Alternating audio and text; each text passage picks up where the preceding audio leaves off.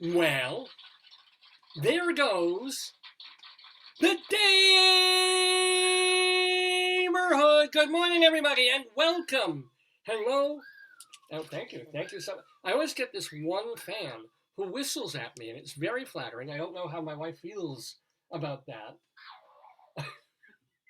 That's what I get when my wife whistles at me. But anyway, I'm Dave Lefkowitz. You are you. That's my wonderful wife, Joyce. And you are watching the Dave's Gone By Facebookio Podcastio Programmio of the stream. Of the area, of the areola. What else? What do we call it? It's a digiverse. Podcastio video, you say podcastio. Yeah. Streamio. Potato. Oh, yellow. I think horchata. All right, let's start with that. I do believe that you call the show horchata.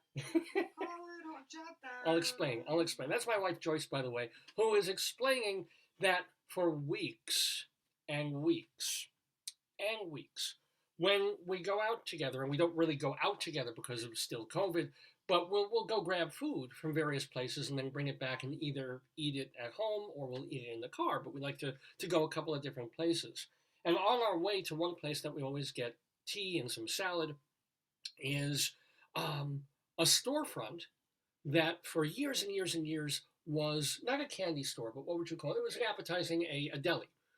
Not like a kosher kind of deli, just your basic. Oh, it was not kosher. Get sandwiches. I don't think that calf's tongue was kosher. Yeah, I don't think it was. Yeah, but it was just I barely ever even went in there. But it was you could get Coca-Cola or some kind of deli meat sandwich or an egg on a bagel in the morning. You know the kind. So it closed. The guy had been there for years and years, was going to retire, go wherever.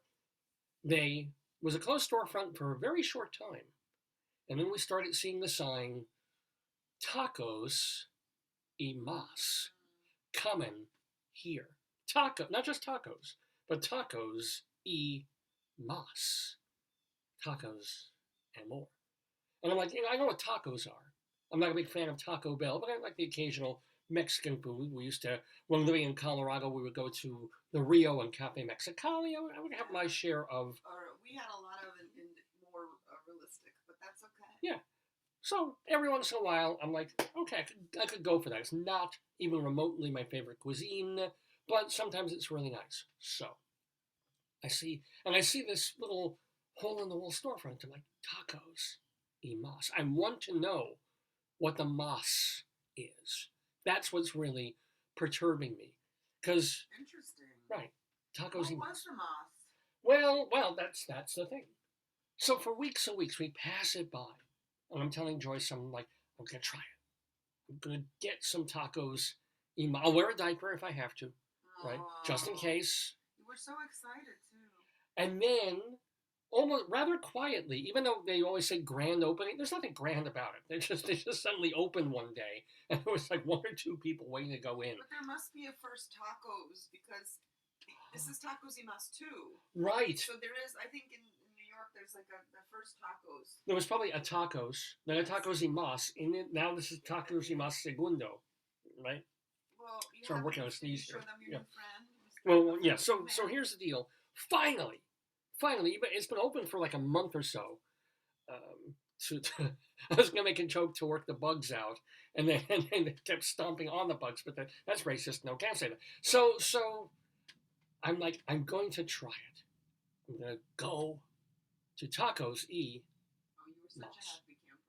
So I park and I go and I walk over, and I'm hopeful, but I'm also dreading because I realize it's not going to be a real Mexican restaurant on the order of the kinds that we went in, several times in Colorado. It's going to be more like, I don't know what it would be like, but from the outside and from what I could see driving past, I could see that it was still also a deli, right? So that was the idea. I think the idea of tacos y mas was it's a deli. That's the mas part. You can still get ham on a bagel and potato salad and coleslaw. Can you get that? Yes, honestly, yeah, it's in there. All this non-Mexican stuff. Well, tell them what your counters. Friend's daughter, what your friend's son wanted. Yeah. So I go in there and I'm like, okay, and there's a couple of people eating there, even though it's not really set up for it. It's still essentially a deli, but with a very wide Mexican menu. And the guy there is just so nice. Never met him before in my life, but just really, and I tried to speak whatever junior high school Spanglish I could muster to show off and say, "Sí, yo comprendo algunas palabras, pero no muchos." Yeah, I mean, just like any word I can. What are you trying to ask for? I'm saying I'm telling him like I can speak a few words, but not. So you say, yo hablo un poquito de español. See, well, that was it, or just trying to say, well, bienvenidos, welcome to the Oh, neighborhood. you said that? I said that to him. I was trying to say that to be like, friendly guy, welcome. It's great to have a store, not an empty storefront. ¿Dónde está el primer taco y uno? ¿Dónde está el primero? And the guy couldn't have been ¿En qué nicer. ¿Qué tipo de cosa es el más? And see, so I'm ordering, and I'm looking at it. It's just I didn't realize when I went in there. I thought, okay, there's a hole in the wall. They're gonna have like tacos, enchiladas, and that's it. And then I realized, oh no, there's like Mexican things I haven't even heard of on the menu. The menu is like 8 pages long. Show them. I will. Oh. And so, so now I'm flustered. I always get like this when I'm in a new place and it's not a sit down where I can just page through the menu. Now you're standing there at a deli counter looking at 4,000 entries. Like, you know what? I came for tacos. It's called tacos y más. Let me have a taco, with regular meat thing like a Taco Bell and one carne asada, por favor. Thank you. And was talking and was telling me about how he used to work in the neighborhood and now he opened up his own place. Where did he work? I don't get that. I forget where he was before, but he was local. You mean in the Lynbrook Valley Streamish area. And I'm also noticing this woman in the store, as I tend to notice women. And she's there with a pre-teenage boy. And I know this face. I'm wearing a mask, she's not. And we look and we like make eye contact. And we realize that this is a waitress. Or no, I didn't actually realize that. I just looked at her, I'm like, I know you, right? And she knew me. But how I know you? Yeah. And she's standing there and she says, oh. She's Debbie and Larry's Cafe. She speaks English. Why are you making? I don't know why I'm making. Well, she's Spanish. Yeah. She's not Mexican. I don't know why I think she's Central American. Or so or Greek. She's not Mexican. Oh, the way you're like doing a bastardization of what you think. Well, she does have an accent. She speaks with a very pronounced accent. Really? See, you don't remember. I at least remember like the face because she was this really really nice restaurant that we used to see. She was this really nice restaurant. I need a little more flavor. I think she lost some weight. I lost a few booths and a chair. She was this really nice waitress in a restaurant that Joyce and I used to go to in our neighborhood. That was there. That was an old-fashioned, hole-in-the-wall diner kind of a place, kitchen counter diner place. Debbie and Larry's Cafe. Debbie and Larry were married, but apparently. Yeah.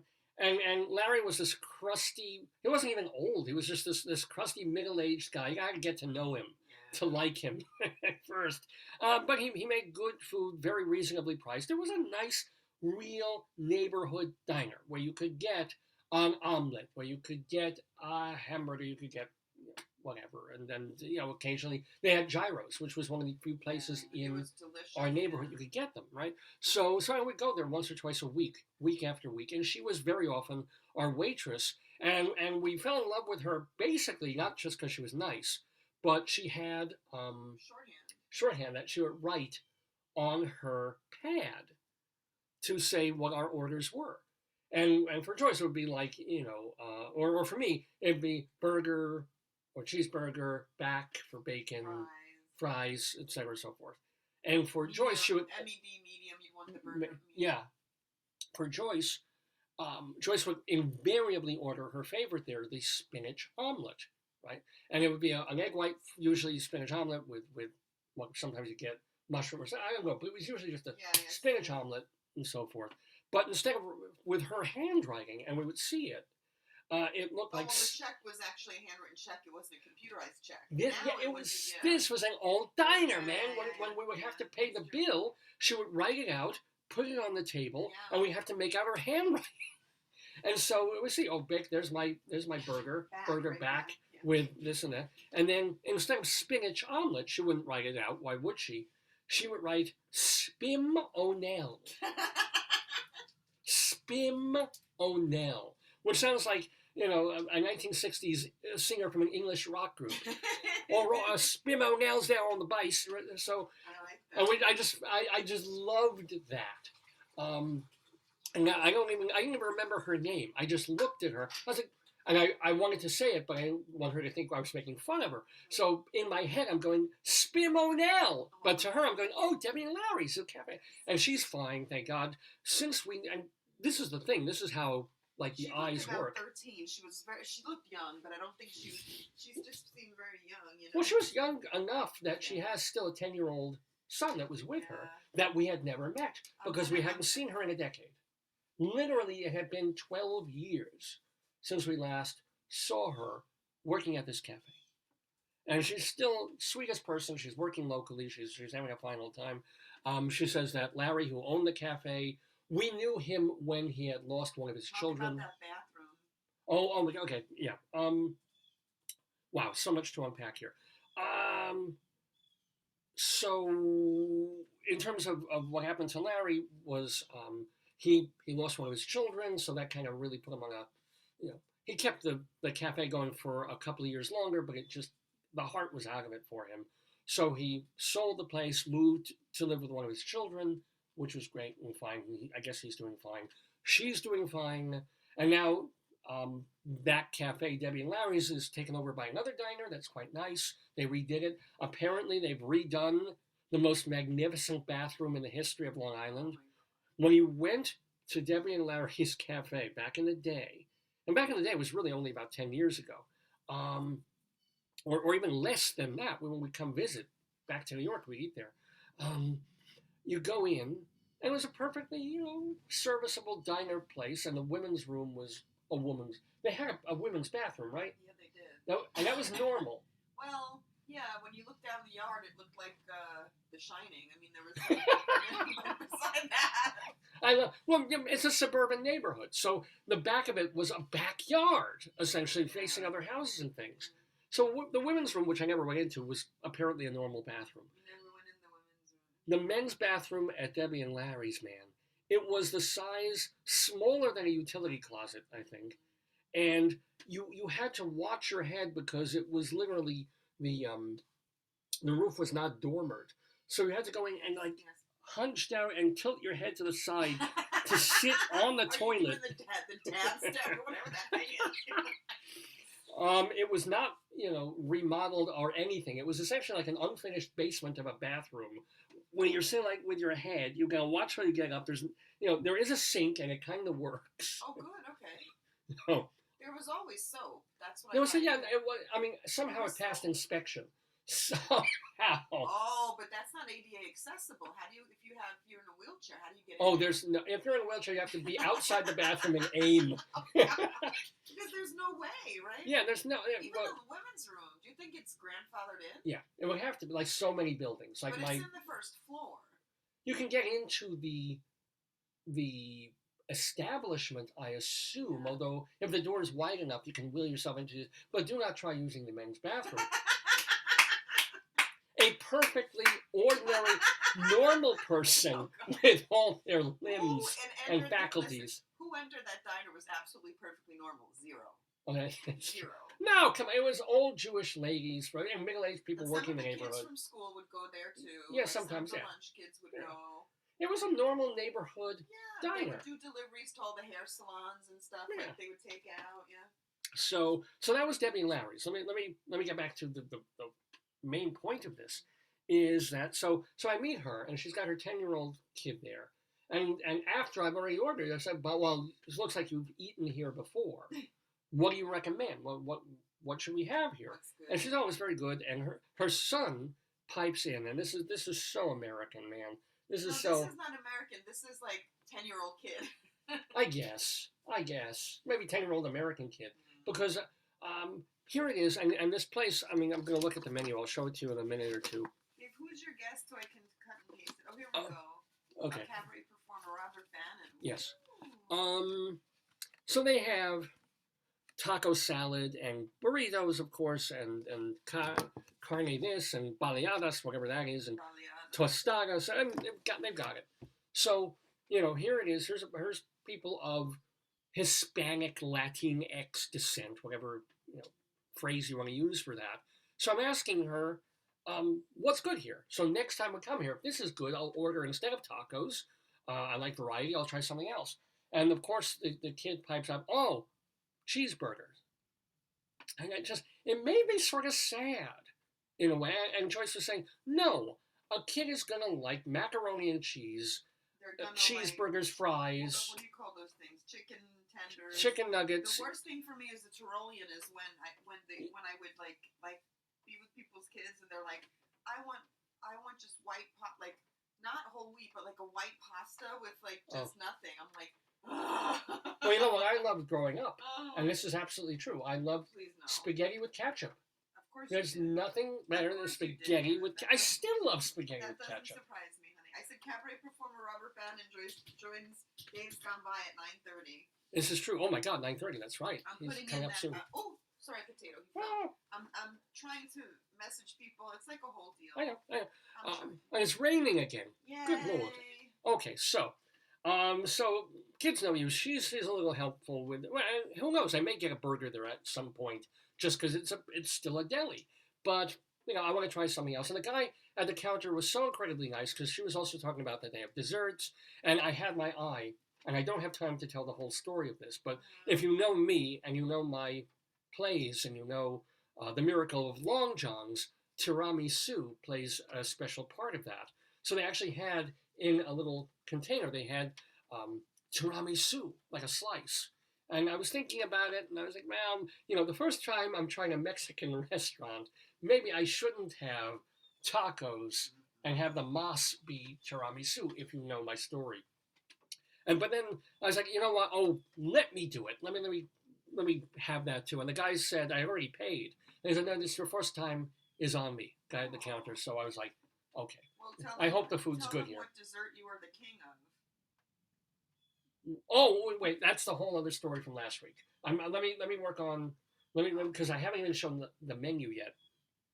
So I get the food at Tacos y Mas, and it's it's good.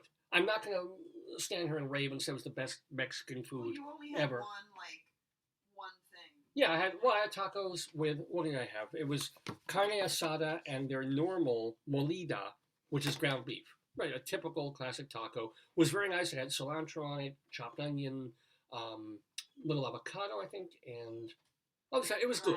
A little bland, you know, it was an American taste kind of thing. They gave me some hot sauce, and I'm glad I grabbed it, because without it, it would have been kind of a little bad, but it was good. Okay, I will go back there. Prices were reasonable. The guy's really nice. I want to give him a chance to try something else. It's like street taco, you know. So I also take their menu, and as I told you, like you figure this little diner hole in the wall. Look at it. This is one side of a two-sided menu for this place. So next time I go there, obviously I'm going to pour through this first. And they go, look at it, like half a chicken for $15 cooked, and why not?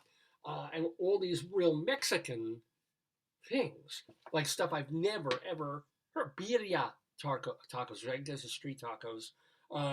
Pescado, they even have mojarra and salsa, tilapia fillet, salmon.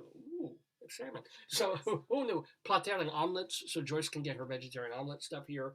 And then other stuff that they have. But here's the magnificent thing.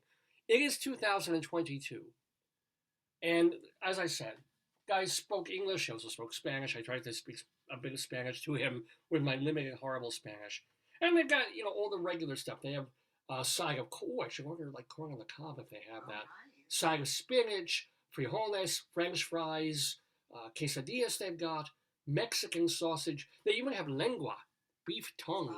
I'm going to try that. Try me some of that. But Joyce saw this and she was just, um, Horrified. they well, they have a logo, they have a mascot, as a lot of, well, I wouldn't say mascot, they have an image, something to identify them as a Mexican restaurant. Now, if this were 1952, I would totally get this. But here's the name of the restaurant. Very nice. Tacos y Mas restaurant. We deliver Mexican Central American. There it is. And now, ladies and gentlemen, I mean, here's I don't even know if it has a name. There's this. I mean, there's nothing offensive about it at all. And if you go into a place with a mariachi band, they're going to dress like that. They're going to kind of look like that. And yet, something about this. What is it that we, as I don't know, privileged whitish people, see this and go like, "Oh, I can't believe they're doing that in 2022." Is it the distended eye, perhaps from eating way too much salt, as we have? Is it the little talus over his arm? What could it possibly be? I don't know. But anyway, I got a solid B. I would give for A for customer service and pleasantness. B for the food. I think you gotta, like with every place, I think you gotta give it a couple times. I think we should go earlier. I'd like to go like for lunch. I wonder if things sit around all day. Ew! Oh, wow. Okay. No, like you prepare stuff in the morning. I don't know. I don't make food. And speaking of racism, the most important thing, of course, is that this morning I had a perfectly fine, solid bowel movement. This is the thing. Let's face it.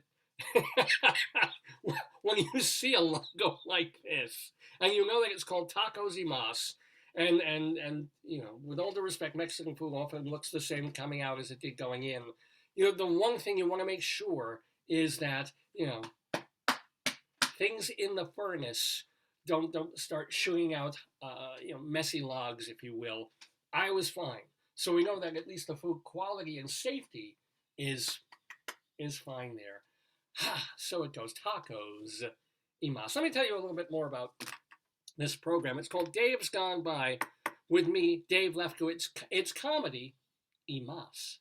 And that Mas is the segments that we have on the show. Those include our Today, Yesterday trivia quiz. That's a whole bunch of fun. We get 3 people to play this trivia game. And of course, you can play along at home, where I ask trivia questions and they debate and they think about it and they see if they can get the correct answer or not. That's a lot of fun. Playing that today will be, of course, David Sheward, who is a theater critic for TheaterLife.com, CulturalDaily.com. He also has a blog called The David Desk. Plus, Leslie Hoban Blake. She is a theatrical director, also a theater critic and writer. You can watch her. Leslie doesn't have Facebook. That always. I know, right? But she does have YouTube. She's on there with Charlie Gross on their show Critics Circle. It's a video podcast. It's called Pale Canilla. Critics Circle, that you can just go to their YouTube site and watch them review theater, now that there's theater again to review and that she's going out to see it, as well as talking to theater makers in New York. Do check it out. But Leslie Hoban Blake and David Sheward will be with us, and they will be playing opposite our guest in the neighborhood today. We're calling this episode Banned, not because of stuff I was talking about a few weeks ago with YouTube giving me solace because I dared take 2 sides of the whole Vax and Joe Rogan thing or whatever. No, none of that, or nothing about censorship. It's called Banned because our guest is going to be Robert Bannon. He is an actor, he is a cabaret singer and performer, and he's even what you might call a bit player, and has been for about 4 years now, on Saturday Night Live. Robert Bannon is going to be with us in the neighborhood in just a couple of minutes. I'm sorry, what? What does he play? I invited like 25 people. Oh, jeez. Well, the thing is, we'll ask him, because he's there in the capacity of when they need a crowd scene, when they need somebody to be a moderator on a game show. So he's not, like a recurring character. Yeah, he's we're not talking about Fred Armisen or a Tina Fey kind of Stokey Carmichael. level. He's there to pitch in as needed. But he's been doing that for like 4 years. Plus, he's got a new album out, and he will be appearing. Where the heck is he appearing? I better. It's at the Green Room 42 next Saturday. So not tonight, but next Saturday. Robert Bannon will be at the Green Room 42, but he will be with us momentarily, talking to the one, the only, the Jewish Rabbi Sal Solomon. Now, Rabbi Sal is the founder and spiritual leader of Temple Sons of Bitches in Great Neck, New York. He's been with us since our very first show. Was he deposed? I thought he was deposed. Oh, no, he was not even excommunicated. He still communicates, which is kind of neat. I thought he got an assistant rabbi, like the Murder She Wrote episode. Isn't he going to get like a co-rabbi? He's been looking for one, but 18-year-old girls with big hooters who are also rabbis, not that easy to find, unfortunately. They have to be religious. Anywho, Rabbi Sal will be doing the honors, interviewing Robert Bannon in just really a moment or two. I want to tell you what else is going to be on this episode. Our Colorado Limerick of the Damned, where we go to Toyac, Where? Colorado. I know, right? Toyac, that's how it's pronounced. It's actually spelled Towac. It's an Indian name, and we'll tell you about it and do a horrible poem about it shortly. Well, not shortly, it'll be much later in the show. Our Colorado Limerick of the Damned will have Greeley Crimes and Old Times coming up. You know that segment. You love that. It's taken from the papers of the Greeley Tribune. And, is there an and? Oh, Inside Broadway. Because I went to the theater this week, and I'm going to tell you all about it. But before we get to all of that, somebody wrote back in one of my comments, but I don't know. Let's bring in to the neighborhood the one, the only, the Jewish Rabbi Sal Solomon to talk to Robert Bannon. Oh yeah.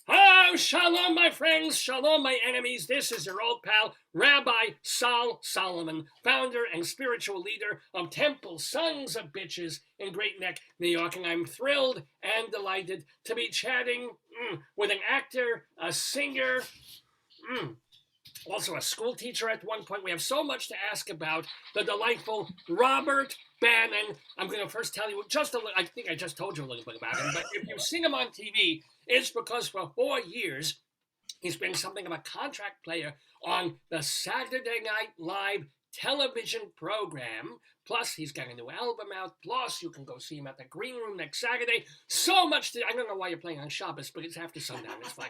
Ladies and gentlemen, welcome Robert Bannon. Shalom, Robert. Hey, hi, Rabbi. How are you? And your prostate's hurting, and I got ear hair that I can't get to. You ever have that? It's horrible. Yeah, well, it's a sign of I'm 30, I'll be 39. And as I've gotten closer to 40, this is how you start an interview. I'm sorry, I apologize. Nose and ear hair.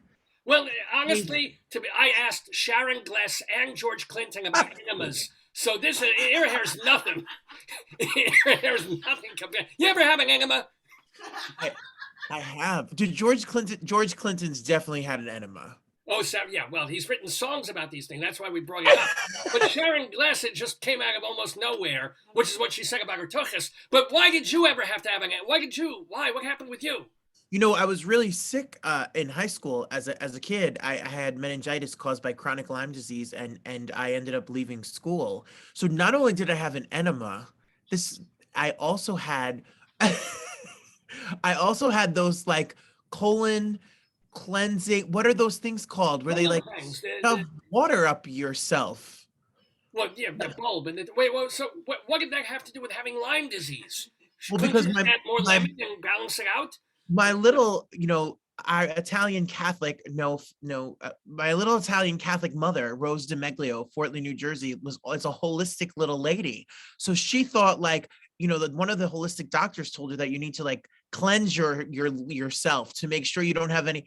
So nothing's cooler in high school than to go for a colonoscopy or a colon cleansing or an enema Well, this is why they call it holistic, because it's going into the in the hole hole, and right then in the hole. out. Yeah. I don't even know what we're talking about here. This is Robert Bang, and Hi, welcome. Not only do it's the best way to spend a Saturday morning. isn't it? Isn't it? Welcome Yes, to the shop. agreed. So let me ask you. Let's get serious. It's cheaper than telehealth.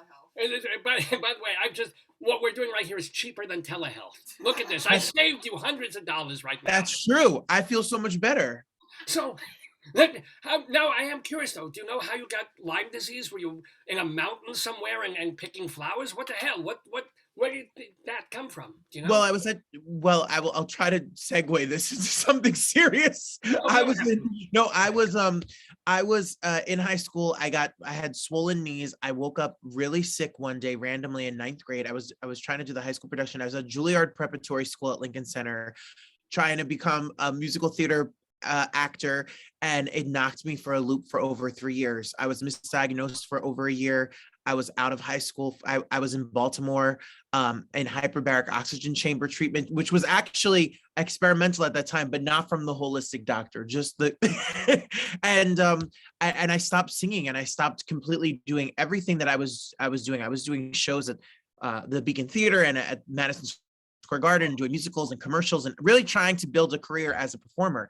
And then when I was 18 and finally was fully better and tried to get back performing, I went on my first audition. They called me in for Rent, and I botched the audition so bad that I went to college to be a teacher, and I gave up singing and acting because I was so lost. I was so confused. All of those years that you grow up and you learn who you are and what you want to be, and everything. I was not in school, and I was very not social, and I was living a whole different type of life because of being sick. So it took me a long time. Hence, the album's called Unfinished Business, because I came back to music and acting. 15 years later. I hadn't done any of it. I just taught the 5th grade. Well, I mean, it's such an amazing. Most actors, they suffer, but they keep working. They're off Broadway, or the Straw Hat National Tour, and then a little bit of this, and suddenly, finally, they get a career going. With you, it's like, stop, teach. Let me try this again. Oh, yep. Boom! And now, look at you. Well, we're trying. But thank you. I'm so grateful, and I think I've learned that everything happens in its own time for its own reason. It didn't make sense for a really long time, but I guess now I have something to say, and I encourage people, unfinished business become a mantra, because it's not just, and I saw your joke about unfinished business, and it had me dead. I was but one thing that confused me that you said is that you had this horrible audition for Rent. But you were in Rent somewhere. It's in one of your credits.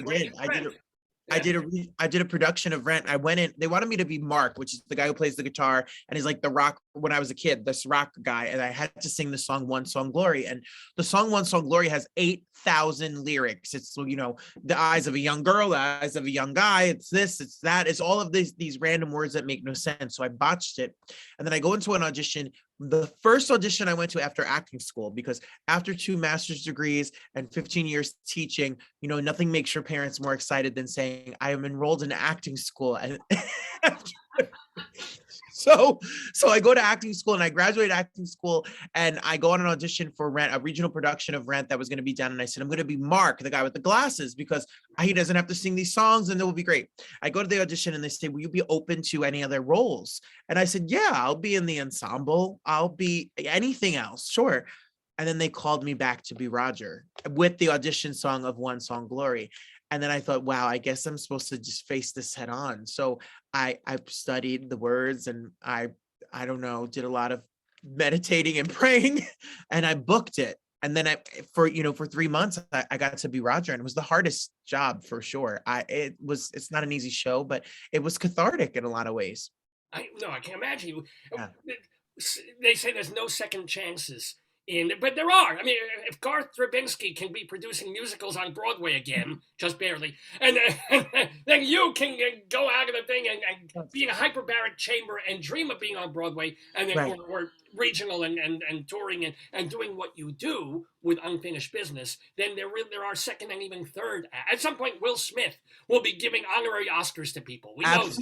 Absolutely. Absolutely. And I think people love, as long as you don't give up and you stay with it, as corny as it is, I think that's the point. And I love the idea of the album, not because I came up with it. And I just think that everybody, and I say this at the end of my show, everybody has something that they've been afraid to do that they want to do. It may not be about music or acting, or it could be, going on a date or learning how to go to the gym, lose weight, travel to Europe. Like we learn. For me, anal. So there. You're going to get me in trouble because I will play right back with you, and we're going to get into something. I'm going to play back. I was going to say giving or receiving, but it doesn't matter, right? Unfinished business. But on this holy Saturday morning, but so do it. We learned the past 2 years that we don't know what tomorrow's going to bring. So just go do it now. Finish that business. Finish. Well, I know what you're doing tonight. I don't know. I'm still scared of it. I'll dip my toe in very carefully. Literally dip my toe in if my toe is a toe. Don't even know where I'm going with that. So let me ask you also, Robert Bangen. Or let's stay with the album and the show that you do. We'll talk, of course, Saturday Night Live, the elephant in the room, if you will. But Unfinished Business, people can get this at robertbangen.com and all the places that albums are sold. So the idea of Unfinished Business is coming back and doing all these things. It's Great American Songbook songs and theater songs. What's on there? Tell us. It's the Great American Songbook songs. It's kind of put together like a song cycle. It tells my own story about trying to figure out who I am. There are songs that that are Great American Songbook songs, like All of Me and those Sinatra classics. There's also contemporary Great American Songbook songs. We never meant to do From a Distance, the Bette Midler cover that Julie Gold wrote the song. But then someone said to me, we did the album From a Distance. We recorded the album during the COVID. We were supposed to go in the studio March of 2020. And then obviously everything shut down. And they said, do you want to continue? And I said, can we do this virtually? I needed something very much like you, like something I want to be creative. I want to be artistic. I want to do something fun. So we did. That's how I do circumcisions. I'm very, detailed. I create it. I make a design. Yeah. Initials, dot every I, cross every T. I get it. Yes. So I did it. We did it all from home. So we did From a Distance. It was supposed to be about, like, it was a joke that we were doing the album From a Distance. We made an arrangement, we recorded it. We asked people for videos of them, how they were celebrating each other through the COVID, and we put together a video, and it got a bunch of views. And it's just a mishmash of music. There's an original song that is, like, I call it my pride anthem. It's called I Think He Knew. It's about a father and a son and their relationship when the son comes to terms with who he is and sexuality and all of that has spoken to hopefully somebody out there. So it's a labor of love, and it's a bunch of music that means a lot to me, and I'm really proud of it. So but that brings up the other question that I'm always curious about. Was it easy, difficult for you to tell your parents? Did they know your sexual? I mean, well, if I'm you want, I'm outing you, but hello, I'm out, and I'm pretty. Yeah. I do. Yes. I'll give you the real tea. I was married. I was married. I'll give you the real scoop. I was married, and I was with my ex-wife I wasn't married to her for this long, but we were together from when I felt better at 17 until 32. So I came out late in life. Mazel tov. Did she have any? I forgive me if Sure. I'm eating too much. No, please. I do, and I have a Jewish nose, so yeah. But did she have any inkling when you were married that maybe you liked her? She was a nice lady, but I loved her. Yeah. Oh, You know what? It's a good question. I don't, my whole life too was very much defined by being bullied and teased about this. I remember the first time someone wrote about me on the bathroom wall, and it wasn't one of those for a good time call. It was not a nice word. It was really mean and nasty in high school. I was very picked on. I was always the outcast. I'm the musical theater nerd. I was always one that was, in my sixth grade little school book, it was like my favorite actress is Barbara Streisand and my favorite movie is Funny Girl. So it wasn't like it was a big secret. but I met her at 16 when I was just getting better. I was working at the John Harm Center for the Arts, which is now Bergen Pack in Englewood, New Jersey, selling tickets. She was the box office manager. She was 21. mm. And yes, older. She was Demi Moore before it was Demi Moore. It's the cougar life. And then I just decided that, I thought I did what I was supposed to do. I loved her. I still love her. She's my best friend, and I adore her. We didn't get divorced because of my sexuality. It was something that was very hidden and repressed, and I was very scared of it. And I just figured life would be so much easier if you find someone you love, regardless of their gender, and just stay with them. But the marriage was not the way it should have been. It was a best friendship. It was like a brother and a sister. It wasn't really, there was no fireworks, and it didn't feel romantic in that way. And I didn't even know that was a possibility. The angle was missing. That's what was missing. The giving was there, the receiving was sort of there, but the angle was missing. This is it. I'm kidding. Touche. Now you get it. So you understand. Certainly. But you get it. I don't even. So coming out, remain friends. I'm sorry. Yes. Yeah, we were great friends, and then at 32, I wrestled with it. I went to a lot of therapy. My therapist, thank God for teaching and insurance. My therapist probably bought a house on the Jersey Shore with my insurance checks. And then along the way, I've discovered, hey, it's time to tackle this and not be afraid of it anymore. And my parents were I'm very blessed and very lucky. My parents were really great about it. And I went through so much between the illness, between the divorce, which was not really great because, I was really codependent and only knew her, so it was the only thing a person I've ever been with. So when it didn't end, I didn't know what to do. And out of that mess and out of that disastrous ending became not only who I am and being able to live in my own truth, but also artistically, I was able to get back to doing this. So it all ends up the way it was supposed to be. Now, can I ask you, is there a male person now in your life? Are you Yeah. Tindering? Or what are you doing? No, I've had a partner for the past few years, and thank you. And no, the online dating is, wow, I tried that. If you were with one person from 16 to 32, and then you try to know what it's like to date in like the 2020s. What is that? Do you know that people, and I don't know anything, I don't know, Rabbi, I'm trying to not, rabbis are married. I don't know if you are. Several times at a time. I belong to or at least I'm trying to convince my wife that I should be married to several women at one time. It's just, yeah. We have 21 and a half children. We're very busy. Yes, but Now you better get cable TV or YouTube TV or something. You date nowadays, and people like date multiple people, and I don't have time for what. And like, you casually date. You go to, I don't know, the Olive Garden on a Friday, and you go to, I don't know, hula hands on a Saturday and bowling on a Sunday. Who has time? I didn't want to get dressed up and do my hair at this time in the morning on a Saturday morning. Never mind tonight, have to go meet a stranger and hear about their sister and their life story, and they're an accountant. Ugh, I can't, I've gotten too old. And thank God you've met it. So can I ask, how did you meet the partner that you have been with all these years? I mean, is he in the theater or? No, he's not in the theater, but he is an entertainer. He is a singer, and we met through mutual friends. And what's funny is the internet and social media, you follow people. So like after that, I want to follow you and you follow me, and then we keep up with each other. And I see you interview someone that's very famous and amazing, or I'll go back and watch your Hermits interview, which I did this morning. And then Peter Noonan, and where was he going? Was he in a car? What was he doing? And then what happened was and then you keep in touch. So me and we kept in touch when he was working and I was working. And then one day he just randomly FaceTimed me. Like I said, you could call me if you want, because we had kind of been talking and flirting and being cute and supportive of each other. And then he FaceTimed me, and I was like, what weirdo never calls someone or texts them? They just go right for the FaceTime. So me, I don't know. Go I there don't know. somewhere. I don't know. I No, don't avoid a red flag. I guess. as it was. So, but let's also get back.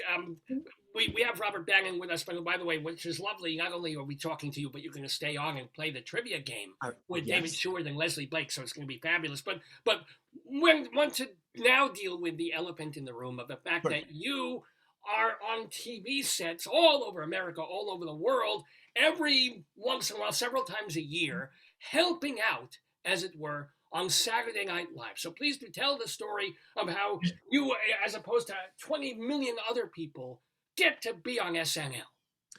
I, very much like everyone else that's in New York, I was trying to get work as an actor, and I was on all of the websites that try to get people acting, and I know, you know, Backstage and Actors Access and all these websites that, you know, submit auditions, and I got an email through there saying, we would like you to come in we would like you to submit for Saturday Night Live. It was a weird email. Everything was lowercase. I thought it was spam. Like, I thought if I sent my email back, they were going to say, give me your social security number and your bank account, and we'll put $1 million of something. Forgive me for stopping you there, but wouldn't please. that just have come through your agent?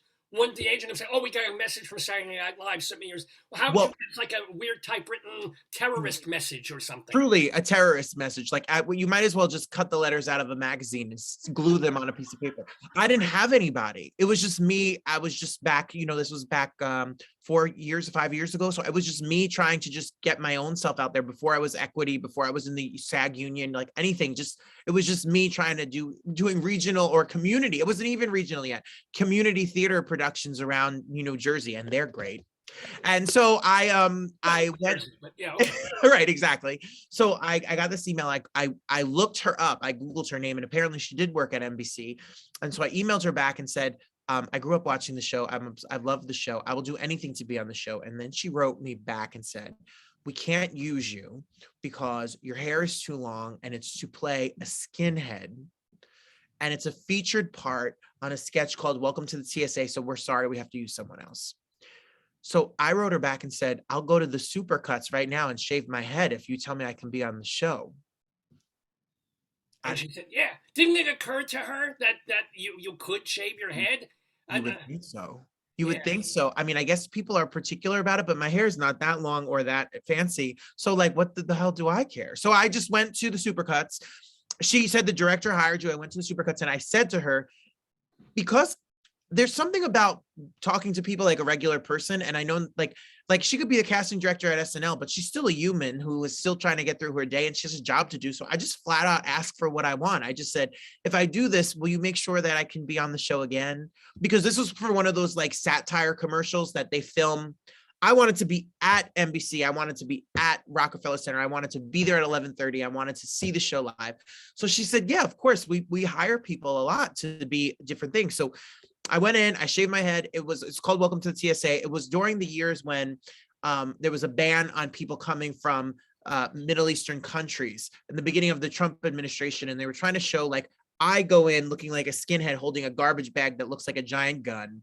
And they don't let me, everyone else through no problem. and But everyone else gets a big X over their head. Like, no. like black grandmothers are right? And kids, little kids, and then me, you know, goes right in. So from there, I think I've done 20. I think the last time we counted 28, 29. So it's always a weird thing. It's always a weird part. It's always but you know, they treat you really well there. They're very sweet there. I've gotten to play fake bass guitar with Kenan Thompson, and we did the set called Electric Shoes. Or I play violin with Jimmy Fallon and Harry Styles, which you know, in like Civil War gear. They pay you to go there. It's amazing. It's bizarre, and sometimes you're lucky enough that it's all on. It's a viral thing, and people see it, and it's amazing. Now I've heard another interview with you where you talk about some of the guest stars, the big famous people, are very nice and they're very personable. Some others are a little more standoffish. So who's really, name some names, who's really nice, who's the tuchus hole? Come on. There is a tuchus hole, speaking of anal. There is one. There's one I really didn't like, and I don't care, because what does she want? She's gonna watch me talk. Like, who cares? Scarlett Johansson is not nice. No, but she's Jewish. Oh, I'm sorry. She's No. Jewish with big tits. It doesn't get better than that. But you know, yes. However, you had nice things to say about Gal Gadot. Ah, Yes. Now, and she spoke Israeli and or Hebrew. I don't know. What yeah. is it? What am I saying? It's Don't make me say the Hebrew, wrong right? thing. Yeah. She speaks Hebrew, and she had an assistant from Israel, and they were speaking together, and she was so nice and so tall and so beautiful and so lovely. And the sketch that me and her were in, I got cut, but it was just me, her, Leslie Jones, and one other woman. We were like sitting on a park bench, and she had a baby, and the baby was like spitting up on her, like milk and were everything. And we just couldn't stop laughing. So it got cut from the show, but she was so sweet. But Scarlett Johansson made us all wait an hour, but she was an hour late. She wouldn't come out of her dressing room. When she came out of her dressing room, the cue card guy was like, "Excuse me, Miss Johansson, can you?" And she said, "Don't." And he tapped her, like touched her arm, just. And she had quite the little diva fit, and it was in front of everyone. And you don't make people wait, and you just try to be gracious. I understand she's super famous and a Marvel superhero and all Well, no, that. every week they have someone on Saturday Night Live who's super famous. Fuck Yeah, her.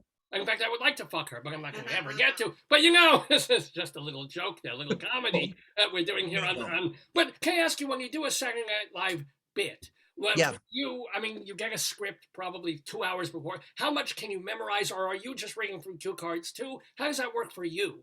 Well, they rehearse it on Thursday. They do a rehearsal on Thursday for half the show. They do a rehearsal on Friday for the other half of the show. But what happens is the show changes over and over and over again. So on Saturday, when you go in at 12 o'clock in the afternoon, and then they start a rehearsal at 2 o'clock with real sets and real costumes and the whole shebang, like the real rehearsal, that script has changed again overnight. And with the news and whatever's going on, and then they do a dress rehearsal that runs like 2 hours and 15 minutes at 8 o'clock. When that ends at 10:15, then they edit the entire 2 hour show to an hour and a half. So the lines that people have learned and the jokes that have learned, or the opening, or all of the things get cut again.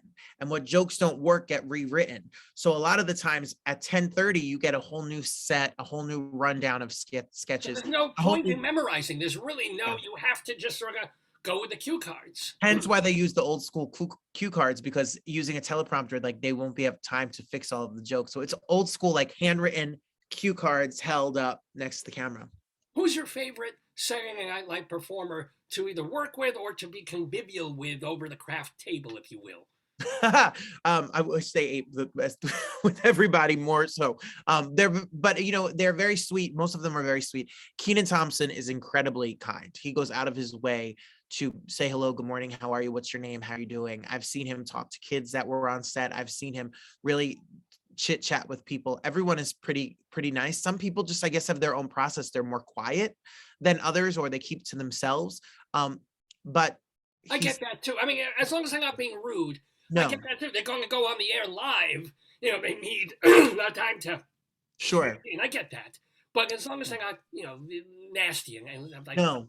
Well, let me ask you. I would love to know, since you were a musical theater geek before you became a musical theater god, if you will. So, what was the first play or musical that you were ever in as a Kinderlach, as maybe in junior high school or high school?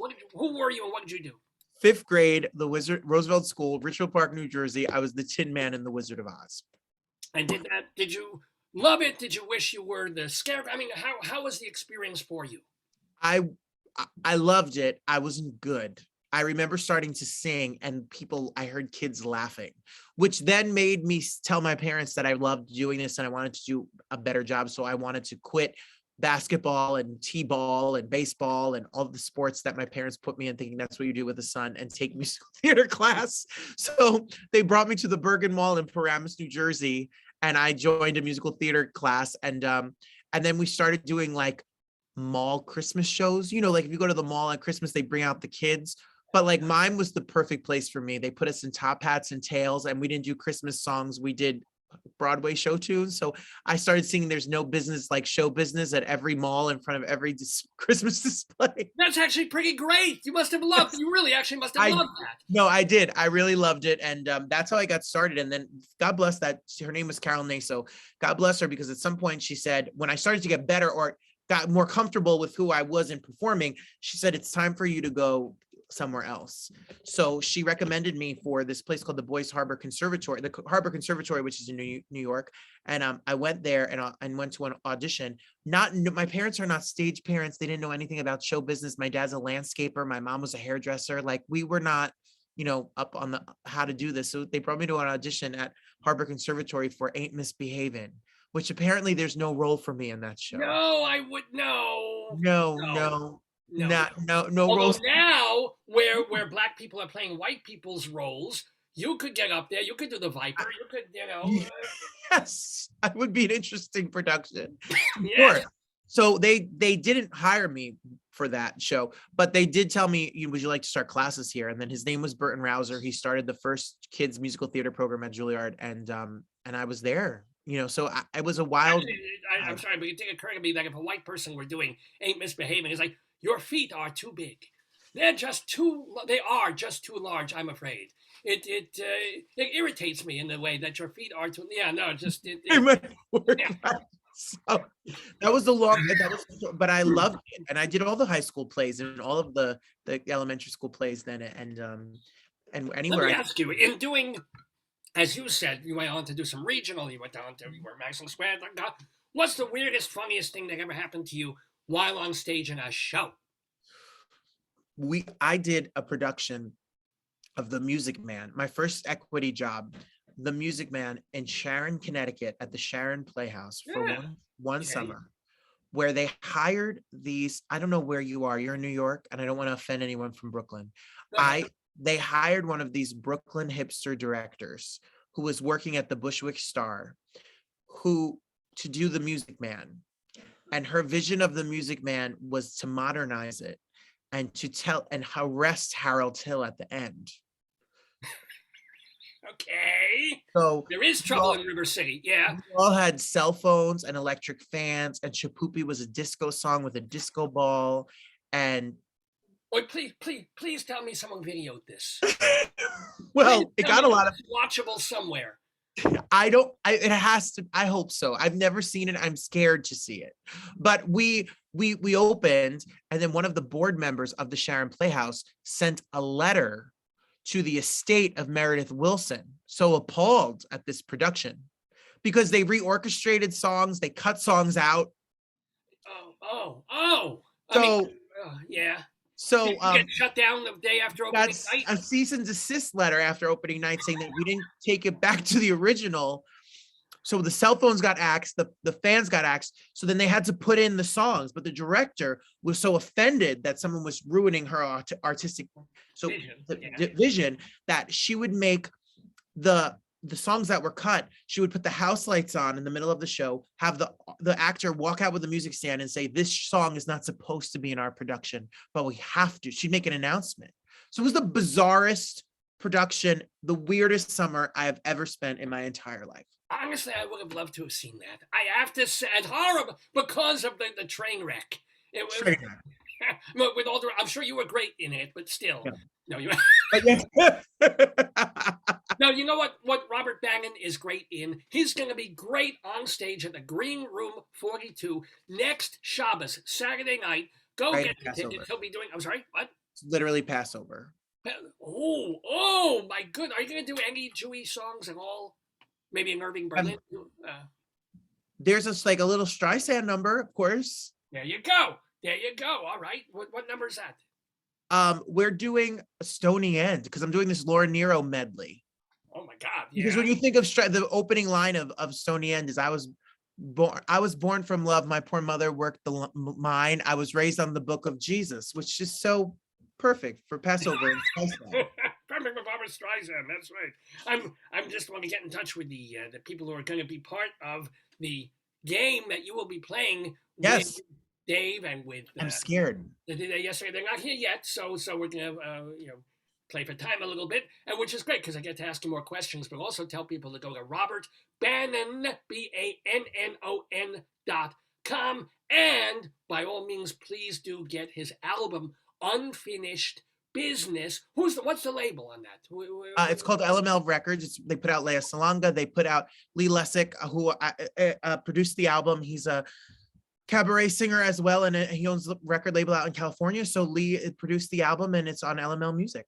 LML Music. So let's hear a little bit of mine more. I would play some of your music, but then Facebook would throw me off for copyright Absolutely things. Don't agree. bother with that. But we Dare not pay me I just for I just typed it's Music going on. I was trying to yeah. so let's get musical with me with some klezmer music because I've got to go. Unfortunately, It was a I want to pleasure. thank Robert Bannon so much. Even though you're a goy, even though you're raised Catholic, it's all right. I forgive you. And maybe tonight, as I said, maybe I'll dip 2 toes. In Two my life. toes. We'll That's see it. how that Listen, goes. toe is a toe. A toe is a toe. $20 I'll is file first. $20. Yes. Ladies and gentlemen, you don't go away. Robert Bannon, you don't go away. I'm not going I'm anywhere. going away. I'll see. Have a happy Passover, everybody. Dave will be here in a moment to play the Today, Yesterday Trivia Quiz. Mwah! There it goes. Tom!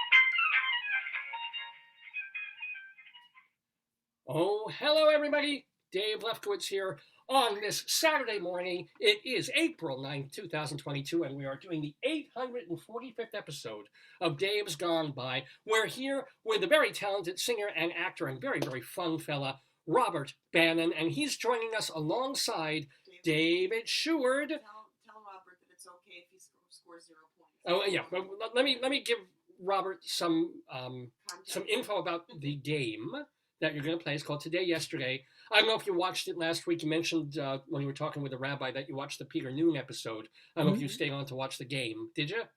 I did. Oh, so there you go. So you know how it works. So let me explain, and then I'll introduce David Sheward. It's a Dr. Sue point. Yeah. So here's the deal. It's 9 questions. There's 3 rounds of 3 questions, assuming we have 3 players. Not good. And then each question is worth 2 points if you get it right. If you don't get it right, one of the other contestants gets the chance to steal it. And then we do have whether or it's a tie or not, we have a tiebreaker, at which point we'll ask you to write down your answer. So make sure you find a pen and a piece of paper, or fabulous. You write on that basement wall behind you, as a matter of fact. Are you in your home, or is that are you at a base in some club downtown? No, Say, or is it a comedy club? Yeah. Yes, I'm doing 15 minutes after this of my stand-up act. No, it's my there's exposed brick in my little apartment. Are you in Jersey or New York? Yeah. I'm in Jersey. I'm a mile from the George Washington Bridge in Fort Lee. Oh, no, very nice. With Yeah, Mr. Richard Fader? Yes, exactly. I'm right across the That's an old Saturday night. Yes. conference. Hey, Mr. Richard Fader, reportedly New Jersey, writes, Dear Rosanna Them. I Now, like that. David, when you made that joke, did you realize that Robert Bannon has been, for the last 4 years, a big player on Saturday Night Live? Oh. So he's literally there in There are bunches no- of sketches. There are no big players. They're only small roles. That's right. Only small packages. Jared, how are you? Yeah, it's my semi-claim to fame. Oh. Good morning, David. How are you? Good morning. How are you? Nice to meet you. Nice to meet you, Robert. Now that I've been pleasant, I will beat you in this game. Ask Dave. Fine. I don't care. Well, first of all, let me explain that. I got better things to do, like stay in bed and complain. I'll just be quiet and watch everybody else. But David Sheward is the former managing editor of Backstage. He is also the former head of the Drama Desk. He is now a theater critic for TheaterLife.com and CulturalDaily.com. He's got a blog. The David Desk is his blog. And he's also a COVID survivor. How are you doing, David? I'm okay. This is my 10th day of the isolation. So, and I just have a little cough. Okay. Well, you're not in your pajamas. He looks good. But isolation's only 5 days at this point. Is your school like 10? No, it was. I still was coughing and still had on the 6th day I wasn't feeling too well. So I just said let's do the full. I did it day by day. But you look fine. Aside from the cough, you're fine. There's a long. It's a very COVID. slight cough, but it's like having a bad cold. I mean that's how I was. And I'm sorry, what? They both teach. We're Yeah. I didn't realize they never got to ask much about that. But what were you teaching, Robert? Robert was also teaching in the school system. Oh, Fifth grade science and social studies. oh, how nice. I ended up being a poli sci major in college because, acting and politics are the same Yeah, stuff. that's true. So that's So I'll tell you what we're gonna do. Since Leslie is forever late, we're gonna just kind of start the game-ish and hope that she shows up in time to be our third wheel. Check your phone, see if I'm checked my phone. Now there is a text message that says it's It's Miss- Isaac. I was kind of Rabbi Saul was texting for me, and he was Oh. saying the word music and accidentally texted the word music Oh. and misspelled it at the same time.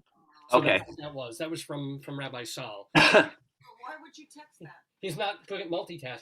He was trying to text "It's time" Oh. to tell Leslie Oh. like it's time, Oh, I see. but he wrote "It's Mysic" instead. Can David, I see. can David S Makes perfect sense. Well, yeah, or I can type again and see where she's probably trying to get on her computer, and it's like, Leslie, use your phone. Okay. do Anyway. you have Vicky as a backup? Well, if she's watching, it would be lovely. But let's give Leslie a chance. It'd be if she doesn't show up. See if Vicky's. Robert Sorry, one sec. Rigoroso said, Dave, good to see you on video. Wishing you the best, Rob. Robert Rigoroso, here's from high school. Hello, Robert Rigoroso. All right, here we go. so I'm sorry. Oh, that's you. That's me. I just said it's time. It's time. Without the apostrophe. I know I didn't have time to do an apostrophe. All right.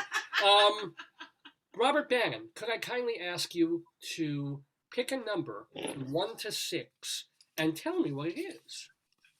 2. Okay, Robert Bannon with a number 2, which I can smell from here. Yes, I make a lot of those kinds of jokes. And David Sheward, a number from 1 to 6, please. 3. 3 for David. What I'm going to do, Robert, as you know if you watched the show last week, is I'm going to roll a digital die. Over and over And and over. Here we go. This one isn't audio. This one is just visual. So I just rolled a number 4. Let's try this one again. None of that annoying rattling. 1, yeah, no rattle this Make one. the sound, David. It's the death rattle of the show going downhill. Here we go. There's a 4. There's a 5. Rock the LA tonight. 4 again. Jesus Christ. Rock the LA Oh my God, we got 3. Oh. So, David Sheward, would you rather go first, second, or potentially third? Oh, it doesn't really make much difference since we got rid of the chancy part of it. It doesn't make any difference. Because the steals it doesn't affect the steals. I'll go first. You go which first? First. First, okay. David Sheward going first, and then just in case we get our third person, Robert, would you rather go second or third? I'll go second, We'll sure. go second. Great. Where's Do it. Leslie? Come on, Where's girl. she's probably trying to log on is where she Come on, is. girl, I'm not go ahead and get down. I'm not getting any messages from her. So we're going to start the game. It's called the Today Yesterday Quiz, and the idea is most of these questions have to do with things that happened in history on this social studies teacher. So Okay. today's April. Oh, let's see. Hold on. Here we go. You heard me. I'm sorry about that. No, I just got excited because somebody's trying to log on. Oh, there she is. Go, Leslie. It's your birthday. Now These we got it. questions happen. We're going so well, and now we've got all these tangents to deal with. Here we go. Leslie Hoban Blake, make sure you unmute. We're getting the game started. Leslie, let me welcome you to Robert Bannon. He's an actor and singer, cabaret star, and David Sheward, of course, you know. Leslie, hello. Real quick, how are you since we've kind of begun the game? We call Dave the Ken Jennings of your game show. Connecting to audio, she is. Hey, Les. Oh, you're still. She looks Let's great. I love unmute that you. color. There Unmute. you go. Unmute. Unmute. Give her the unmute request. I did. Okay. This never happens on. She's having an earthquake. I see her ring light. That's a lot of books right there. Oh my God. Yeah. This never happens on Let's Make a Deal when they have the contestants at home. She's in Kiev. That was a missile landing. Oh, Leslie, how are you? Unmute, please. On mute, Muted. please. Ponerse las palabras en el chat. Um, Do like this, David. Look, watch. Hello. oh, there we go. Hello, Leslie. How are I'm you? mine. Jesus Christ. I'm a mime. Sorry. Looking Joyce, I'm sorry. I didn't mean to give you vertigo. That's okay. Oh, and listen. there she You're, goes. And now Leslie, she's you're back. worth it. You're worth it, honey. So- I'm worth vertigo. Well, that's hello, sir. So, Leslie, I just need you to give me a number between 1 and 6, please. 6, please. 6. Leslie is a 6. You are already going third in terms of the questions being asked, but 6 will be the die in case we're still. David, what the hell are you doing? I'm auditioning for a Fellini film. Oh, book it. You're booked. Yeah. I like it. Yeah. Oh man. Okay. I thought you were doing reenacting your birth or something. Yeah, I was like, this is kind of And who is the other gentleman whose face I saw? This is Robert. Robert Hi, Bannon, Leslie. the singer and cabaret guy, and also a theater guy, and he's also occasionally on Saturday Night Live. So welcome, Robert. Robert Who? Bannon. I'm sorry. I didn't catch the name. Robert. Robert Bannon. David. Thank you. Sorry. Don't yell Oh, at me. we were starting this 10 minutes ago. Let's get the game underway. Oh, Robert, my apologies. No, you're charming and lovely. I'm so grateful Oh, to be here. you're so sweet. I love you. Now I'm an asshole. You get to be the nice guy, Robert. I get to be the Rob, asshole. listen, Robert wants to Good come cop, in and bad cop. play everybody. Yeah. So. That's true. Robert wants to depose David Stewart, who very often, not always, wins the Today Yesterday game. I'm taking it down. Oh, you've set down a challenge. Oh, wow. Yes. Oh, I'm my. so scared. Unless he's gonna review one of my works, then he can win. I'm shaking in me boots. Yeah, Robert, this could backfire, you know. I'm sure. I will. You're I going to have feel to kill him. You can't wound him. You're going to have to kill it. him. No, I'm coming. I'm coming for him. Only a game. 24/7. All righty. David Stewart. Yep. Yes, and I Yeah. brought Octopus or Septopus. He's only got Okay. 7. So I've got David's got his duck. I've got Septopus. You've got what the hell is that? What Little is, flying saucer thing. is it? David, Robert. Oh, yeah. So, It's a UFO. and Leslie's got her scarf. So, Looks like I have my Ukraine button. oh, how yeah, nice. sure. Way to bring us down. There's a cute little duck, a septopus. Oh, Ukraine, dead people, children in the train station. Oh, yeah. Anyway, David, sure you ready for Driving you question? crazy. Yes, I'm ready. I'm ready. The year was 817. Oh, way back. A close, 0817? 817 AD. 817. Okay. Okay. It was a close call today for Louis the Pious, king of the Franks, who were actually German at that point. He and his men were crossing a wooden gallery from the palace to the church when the gallery collapsed, killing many, but Louis survived. This led him to draw up plans for orderly dynastic succession. Anyway, king of the Franks makes me think of hot dogs. Anton Feuchtwanger brought Go on. Frankfurters to America. Were you taking your meds when you wrote this? Yeah, it certainly was. Go on. And sold them in his outdoor cart. Which of these stories about Anton Feuchtwanger is true? True. Hey. Okay. He had a painting of a dachshund on his cart, but then removed it because customers thought he was using actual dog and sausages. B, he started using hot dog buns because people were either burning their hands holding the hot dogs or stealing the gloves he gave them to hold the hot dogs so they wouldn't burn their hands. C, as an old man, he appeared in the Thomas Edison film Hot Dogs and demonstrated how he made sausages. Or D, like Coca-Cola, Feuchtwanger kept his hot dog secret recipe in a secret place. Unfortunately, after he died, his family couldn't find the combination, so the recipe died with him. Which of these is true? They all sound ridiculous. Oh my God, Leslie. So, okay. He had a dachshund painted on his cart, but he took it off because people thought he was using real dogs. Yeah. He started introducing buns because people were stealing the gloves he gave them. When they were To holding hold the it. hot dogs, yeah. Mm-hmm. he was in Thomas Edison's movie Hot Dogs, which is a classic. Yes, yes. I think it's right up there with Birth of I a don't know. Nation. The Great Train Robbery I want Leslie's meds. That's what I want. and Birth of a Nation. I think D.W. Griffith studied it, and it Yes, became, correct. and he was going to do Right, Birth of a yeah, Hot yeah. Dog. It was called Das Wiener. And there was a secret place. He kept a secret formula in a secret place, And then like he Mr. died. Krabs on SpongeBob SquarePants. But when he died, the family couldn't find it, and the recipe was lost forever. There you go. Those are the choices. One of them is true. I'll say that he was. I've never heard of the Tom. These all are just so weird, and I've never heard of the Thomas Edison film Hot Dogs.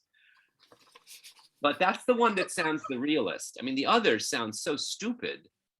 Thank you. Thank you very much. No, I I mean, spent a lot of time on this quiz. Yes. let me phrase. The others sound so incredible.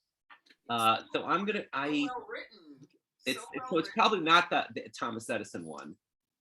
The hot dog buns one is just so crazy, and the dog one is so crazy, and the secret place one is like from SpongeBob SquarePants. Yeah. Their secret formula. Arr. Like Oh, Mr. Plankton, you will not get the secret formula. Arr. the I'll go with the buns. He invented the hot dog buns for the gloves. So is that going to be your Yeah, final I'm, answer? yeah. Go ahead. He's going with it. Well, you know, it's kind of appropriate since Rabbi Saul was interviewing or was talking with Robert Bannon about anal, and buns kind of came up, and buns it is. You got 2 points, David Stewart. You are on the board. But that was wrong. Wow. Yeah, what happened? You know, back in the day, he would hand people, you know, these hot dogs. They were steaming hot, and they go like, ah. So he gave them gloves, but then they actually walk away with the gloves on. So he thought, I got to put these in something. And he started putting them I in. don't know the actual name of the man you're describing, but it sounds like the German conductor, the Nazi conductor. That was Kurt Bangler. Yeah. That's what I thought he was saying. So I No. thought the whole thing was a put Well, on. Anton the Fuchsberger other- was the guy who that is. And the other thing is that the final one about the lost formula is an old Polish joke about ice cubes. Well, that's Yeah. Why are there no ice cubes in Poland? They lost the Yes. recipe. recipe. That's the joke, right? Everybody.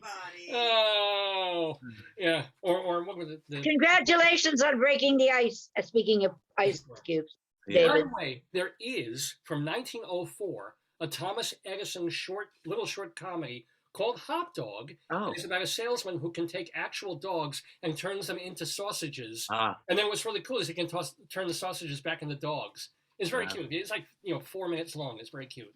But that is real. But Fugtwanger's not in it. He's not in it. Okay. So David Stewart on the board with 2 points in our yesterday quiz. David, a man hard to beat. Yeah. Our next question, though, goes directly to Robert Bannon. So, Robert, you said you were going to bring it. You said you were going to take David on and beat him. So let's see if you can do it. Let's see if we can get 2 points with your first question. Are you ready? I was ready until the first question, and then I heard You heard my what? I heard your logic and your answer and your success in the ludicrousness. That's the way of it that goes. moment. Yeah. These are not necessarily questions that, like, if you study history, you'll know. Yeah. the answer. It's They're not like Jeopardy. insane. The less you know, the better, actually. There used to be a radio show called It Pays to Be Ignorant. That was Yes. That's my life. All right, here we go. The year was 1829, Robert, 1829. So on April 9th of this day, this happened. The Vistula overflows when a dike breaks, and I'm not going to make any jokes, drowning 1,200 citizens in Gdansk. Which of these is false about Gdansk, Poland? They lost the ice cube recipe. No, just kidding. Which of knew these you is were gonna false say that. about Gdansk, Poland? A, it's one of the best places in the world to collect amber. B, it was the first city Germany attacked to start World War II. C, Nobel Prize winner Lech Walesa is buried there. Or D, it has a beer bell, which was used to announce the opening of new pubs. One of these, only one of these, is false. So we have the amber, we Mhm. have the first city, we have the buried, Lech Walesa. and then we have the beer bell. Right. Well, you know what's funny? I may be completely wrong, and since logic seems to not be necessary, No. I feel like the D about the beer bell is funny, like that's a joke, it's ridiculous. Well, the other three are serious. So if I'm right or if I'm wrong, I'm saying D. You're going to say the beer bell? Not true. Is that your final answer? I am. Well, that had a nice ring to it, but I'm afraid you did not get the correct answer. That really is true. They've been doing it for, I guess, centuries there. So we have a steal opportunity. Ooh, you talking David, trash to don't you David, even Robert. think but- about it, David. I don't care that you have COVID right now. Oh God! Jesus my Christ! I don't care, David. Leslie Hoban Blake, this next question, there's going to be a slap later in this. Whatever. Leslie, this I rolled a Who's 6. Will Smith and Ah. Chris Rock? We don't know. You want to steal, Les? You have the opportunity. David, I saw you sitting up. I thought you were feeling better. I do care. I am feeling better. Oh, good. He has a I'm little glad. Here more- too, Okay. David. I do. I'm sorry. No, I know. You can't sneak out and visit your I'm friends. I'm not Will Jessica Smith. I'm Parker. not gonna slap someone because I don't like the joke. David, you can't go out and visit Sarah Jessica Parker and Matthew Broderick when you're not feeling well. It's just not the right thing to Yeah, do. I was with them and Nancy Pelosi and Daniel Craig, and we were all on a hotline. And I said, you know, this Guys- might not be such a good idea. You You guys guys should voted. know better. It's like it's a pandemic. We got a Anyway, show to do tomorrow. okay, so I have Amber, World War II, or Lech Walesa. And it has to be false. Right, Right. right. Only one of these Is is false. false. Amber comes from Russia, to the best of my knowledge. That's what my mother brought me back from Russia, and that's the story she told me. So I'm assuming that that's when you could visit Russia for that 2-minute period in the 70s.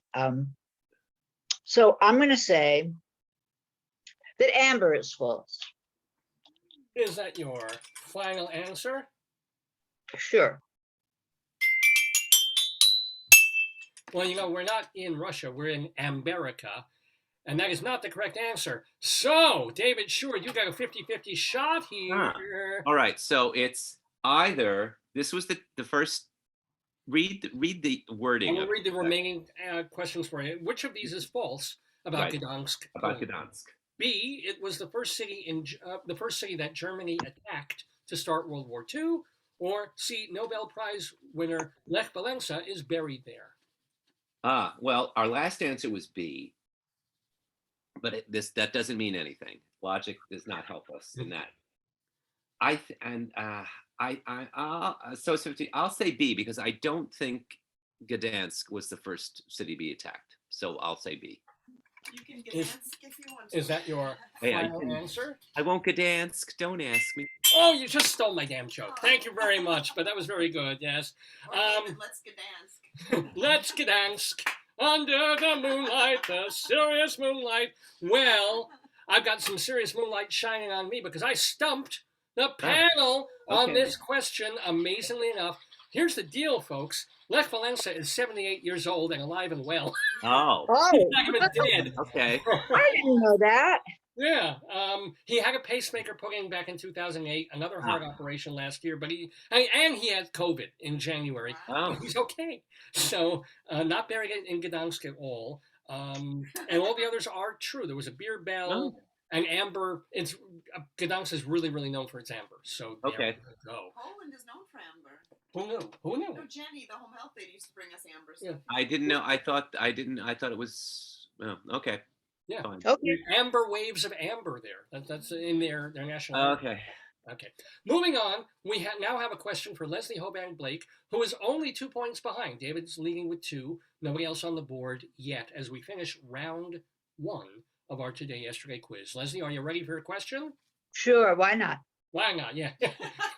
I can see the joy in your voice. Here we go. The confidence, yeah. that is- 1872 was the year. It was a big day for Samuel R. Percy, who received a government patent for his invention, dried milk. Which of these is false about milk? A. Ceremonial kings of Uganda are given the title Omukama, which translates to superior milkman.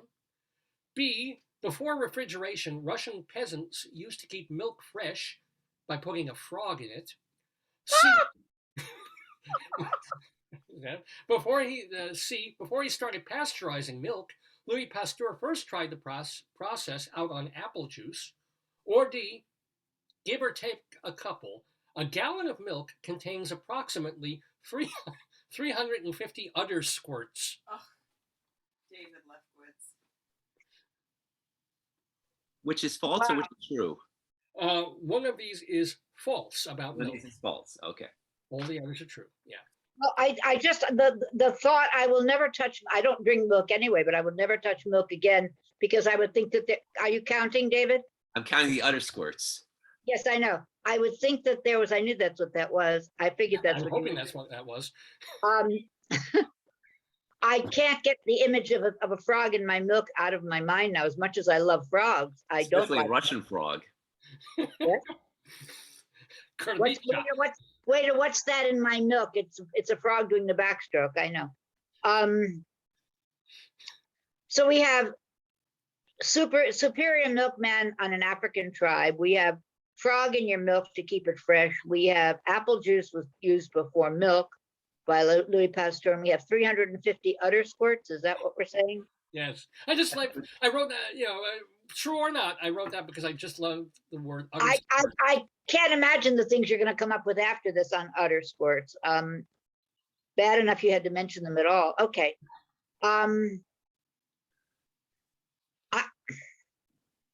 I knew a lot about Pasteur once upon a time, and I don't remember ever hearing about apple juice. First of all, apple juice goes sour. It's not a question of, well, that's not true. Milk goes sour too, but they go sour in different ways, and they're different viscosities. And I'm going to say apple juice. I'm going to say false. The Louis Pasteur one is false. Is that your final answer? Sure. Well, Leslie Hoban Blake, nothing gets past your eyes. Well done, you get 2 points. Louis Pasteur, he tried stuff out on wine and beer before he did the milk stuff, but he wasn't working with juice at all. Well, Yeah, they left that out of the movie with Paul Muni. But they had a scene about it, but they took it out, right? The horrible thing is that the frog thing was true. It's true. Oh, Frogs God. secrete some kind of thing that kills bacteria. You're I nodding, Robert. Oh, shit, man. I do not want to know. Stop it. Alexei Ivanovich, get that frog and put it in. No, go to the pond and get Oh, Masha, Wow. I am in mourning for my life because I drank your frog milk today. Natasha, get Mas- frog out of milk. I long to go to Moscow where they do not put frog in milk.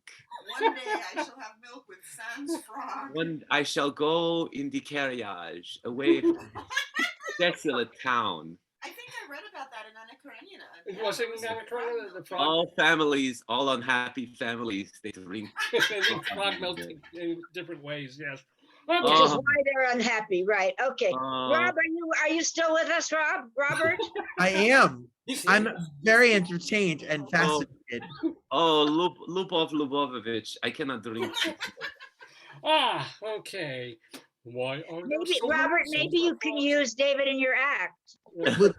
I would love to use David in my act, but David, like once I found out he was a critic, I got scared. Oh well, yeah. But he's obviously a repressed performer, so you got a whole. No, other well, they thing. all are. Yeah. Yeah. So I'm here's not the thing. repressed. Robert, I'm not repressed. I'm retired. Aw. Well, she was also a director. Are you retired from directing, or are you No, still I'm not directing? retired from directing, just from performing, because I can't remember shit. I hear that. Good to know. So we have a 2-2 tie between David Sheward and Leslie Hoban Blake, with Robert yet to get on the board. But hey, we're just coming into the second round of our Today Yesterday quiz. It's about 10:30 in the morning Eastern time here on Dave's Gone By in the Daverhood with me, Dave Lefkowitz, my wonderful wife Joyce. It's our 845th episode. We're calling it That's insane. Band. Yeah, I know, right? And you only heard about this show last week. That's right. Yeah. But that's- now, once I heard you talk to George Clinton about colonoscopies, I can't imagine anything else that I would like to watch on Saturday. there you go. Anybody else you'd rather hear talk about them, right?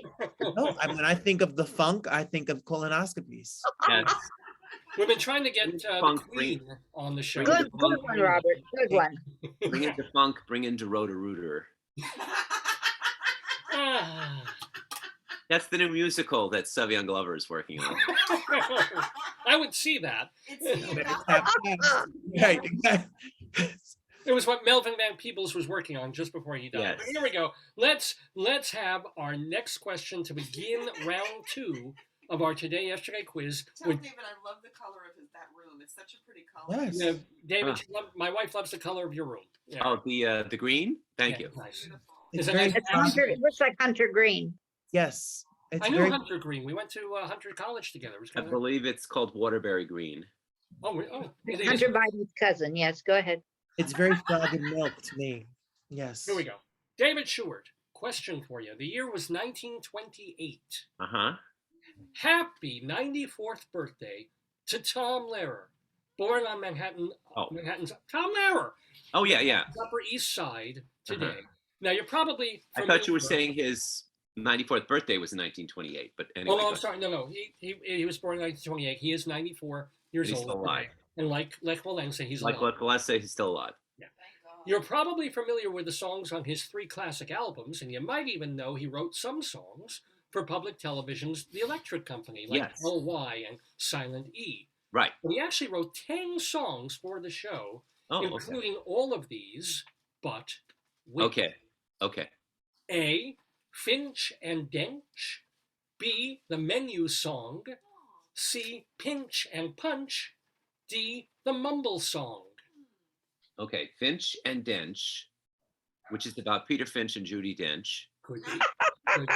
And what's the second one? The Menu Song. The Menu Song. Show your menu. Oh, yeah. I got this from a Mexican restaurant this week. Is that a logo or is that a logo? That's the Oh, greatest thing you've dear. ever seen. I, Put all, it down or the PC police will knock on your door. all sorts of things spring to mind. Yeah. Indeed. Yeah. It's cuisine in a kind environment. Yeah. Every time he swims back over the border, he loses his hat. So it's really sad. Dang. Oh. So, David, and then Okay. Finch and Dench, the Menu Song, Pinch and Punch. Pinch and Punch, or the Mumble Song. Wait, is it Pinch and Punch? Pinch, like, Yeah. and Punch, like, And Punch. Okay. Yeah. And the Mumble Song. Right. All right. The Menu Song, that sounds actually, I think Rita Moreno sang that. Wow. And Morgan Freeman was the customer, and she had this song about, what do you have on the menu? And said, well, we got magazine salad and Scotch tape salad, and we got mayonnaise salad, and it was this crazy song, and it was very funny. So I think that was the Menu Song that Rita Moreno sang. Wow. Finch and Dench doesn't make sense. I think that's false, because at least Pinch and Punch makes sense because they're trying to teach the CH sound. That makes sense. The Mumble Song is probably one of the specialty songs that they sang. So I think it's that Finch and Dench is false because it doesn't make the song doesn't make sense unless you had a reference to Peter Finch and Judy Dench, which would not make sense for the Electric Company at that time. So I will go with that. And we also have not had an A in a while. is that your. Fine, I love I could listen to you reasoning about these things all day. Yeah, Is that your final answer? that's my It's final worth answer. the price of admission. Let's Dench. You are incorrect. That is Oh. not the right answer. Okay. Oh, surprise steal opportunity here. We're Okay. going to roll some die. Here we go. A song called Finch and Okay. Dench. That was a number. That's my I'm dice having a noise. seizure. What's going on? That was a number 5. I'm like A an number emergency 5 again. line. 1. 5 again. Jesus Christ. 2. I just squeezed out a number 2. That's Robert Bannon's Roberto. number.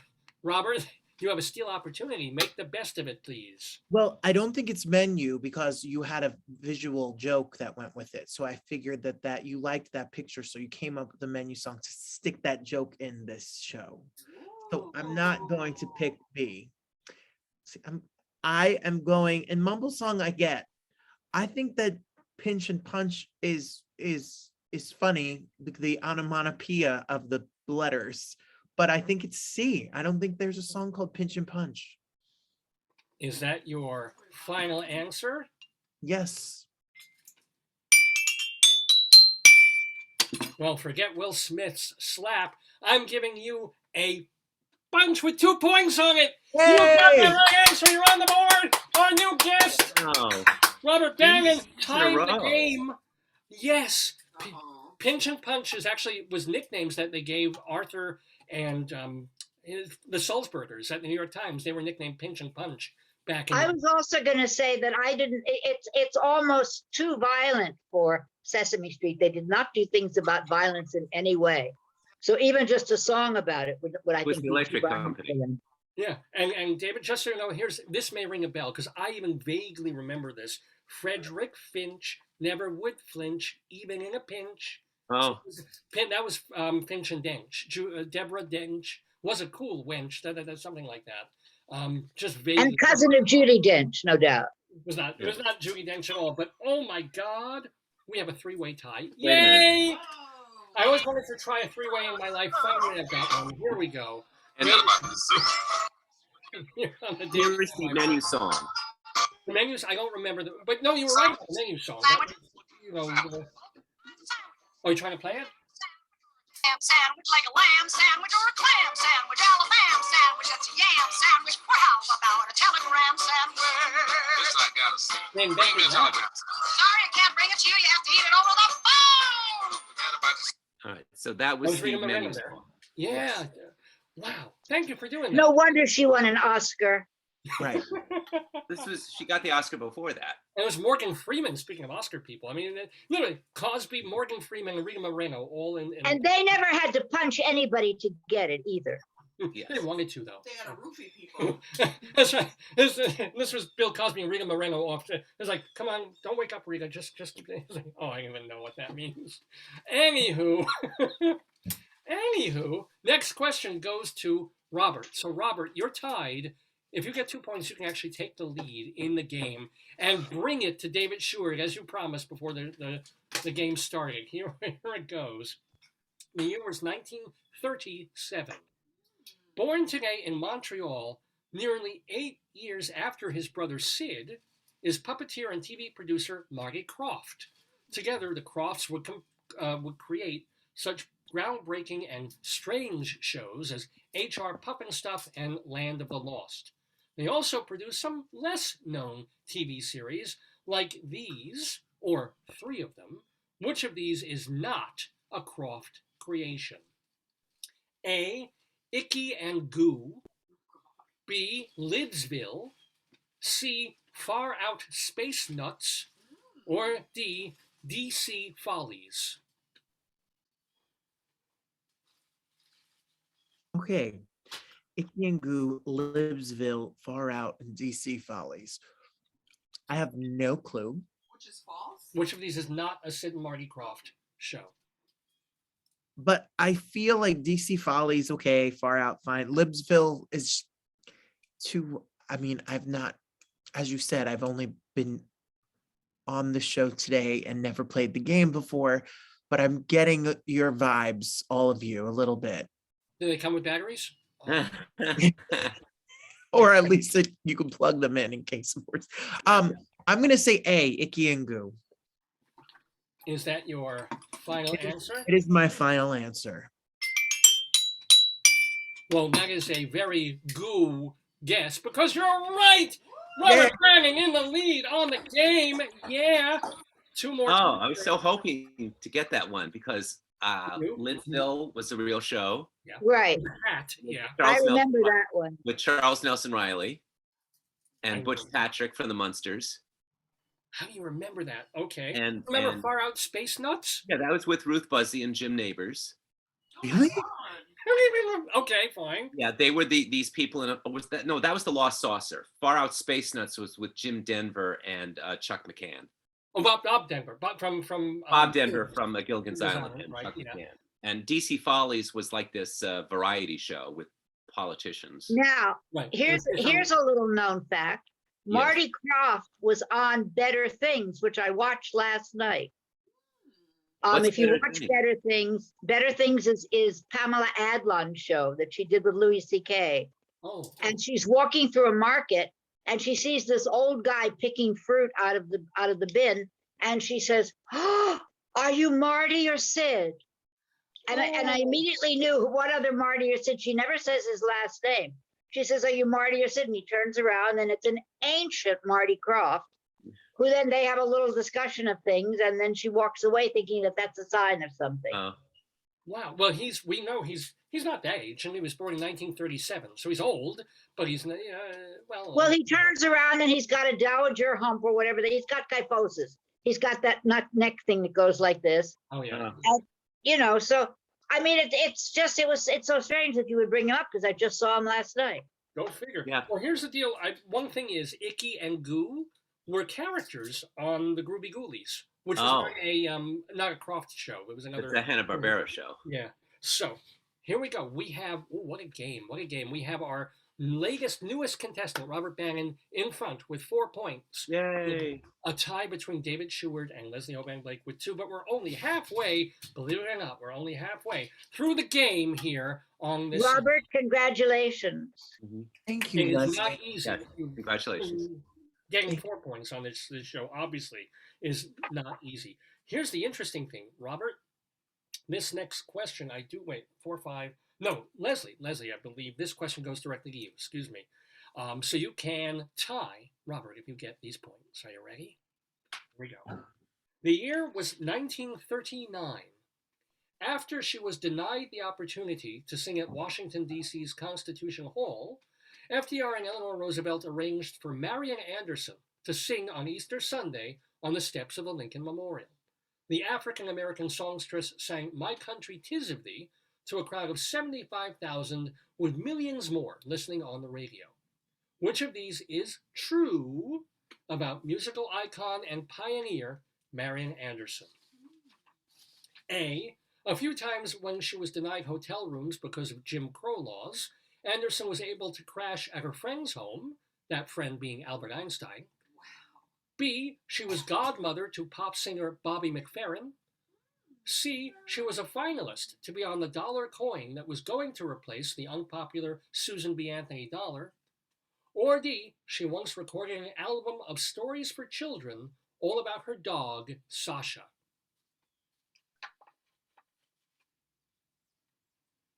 I should have watched that American Masters PBS thing. That's what I get for not watching it. I taped it and it's in the loop, but I haven't watched it yet. Okay, so I don't know the answer to this. I've got to play again. I don't think which is true or false? Yeah, only one of these is true. Okay, I don't believe she was in that dollar coin mix. I remember the names of people, and Marian Anderson was not one of them that I remember. I'm going to say that she's Bobby McFerrin's. What is he? Is he her nephew? She was godmother to pop singer Bobby McFerrin. I'm going to say that she was godmother to Bobby McFerrin. Is that your final answer? Yeah, that's my answer. Well, Leslie, don't be happy. Worry, because that is the wrong answer, I'm afraid. So I'm going to roll the die. Oh, yeah, sure. Make a sad face, Robert. You know you're wanting those points. Now I feel bad. Oh, thank you, Robert. Well, you might feel good about this, Robert. I just rolled a number 2. So you get to try and steal. I think that in my gut, I think that she hung out with Einstein. I think it's A. You think A is true, that she would crash at Einstein's pad? I mean, now that if I think about it too long, I'm going to second guess it. So we're just going to go with it. That's my gut. That's Final answer? sure. Well, all things being relative in terms of relativity, you are relatively correct! Robert Bannon! 2 more points! Oh my goodness! This is running away almost with a game here. And this was She- not in well, that friends. American. I was just going to say it's not. I saw that American Masters special, and none of this was in None it. of it is in it. Okay, thank you. Then That I'm, would, you I'm- wouldn't have been helped. I'm no longer, oops, what happened? I don't even We're there. remember Well, anything about here's some Albert Einstein. interesting true trivia about Marian Anderson. Bobby McFerrin's father, Robert McFerrin, was the first black man to sing a title role at the Met. He was in Oh, really? Anderson was, of course, the first black woman to sing at the Met. But there was no relative stuff there. In 2016, it was announced that Marian Anderson was supposed to be on the back of the new $5 bill alongside Martin Luther King, Oh. but that has still not come to pass. They never changed the bill. And she did do an album called Snoopy Cat: The Adventures of Marian Anderson's cat Snoopy, based on stories written by children's author Frida Sarson Bucky. So, Wait, hold on. so she was a cat woman rather than a dog woman. Following in the great steps of all the other great cat women, right? Okay. There we go. So, Julie Newmar, Michelle Pfeiffer, well, Yeah, Halle Berry. Halle Berry, the new one, whatever her name is, And the most famous one of all, Anne Hathaway. no. Well, Julie Newmar or I said Julie Newmar. Santa Baby, Santa Baby. Eartha Kitt. Eartha Kitt. Yeah. I think of cat jokes. I think of Johnny Carson's joke about the cat to Zsa Zsa Gabor. Oh, Please. Oh it yes, was. you can say it. What now? I'm The cat frozen. was on her lap. Yes, and he said, "Can I?" She said, "Would you like to pet my pussy?" And he said, "Only if you'd remove that damn cat." Yeah. God.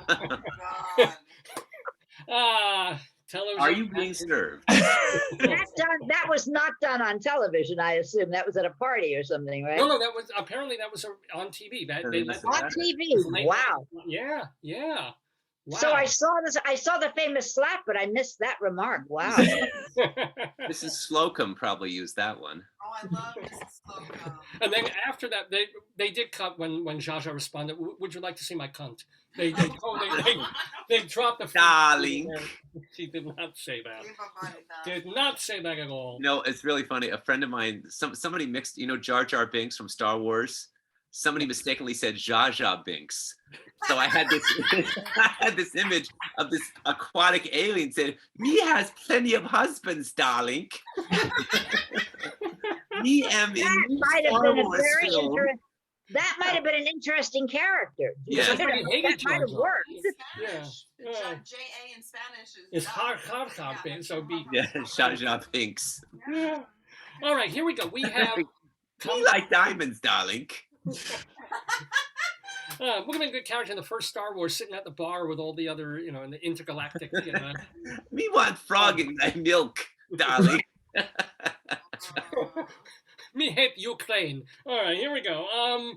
End of the second round of the Today Yesterday quiz here on Dave's Gone By. So we've got Robert in front with 6 points, with David and Leslie tied with 2. Anything can still happen in the third round of Today Didn't have Yesterday. 93 clues in the news.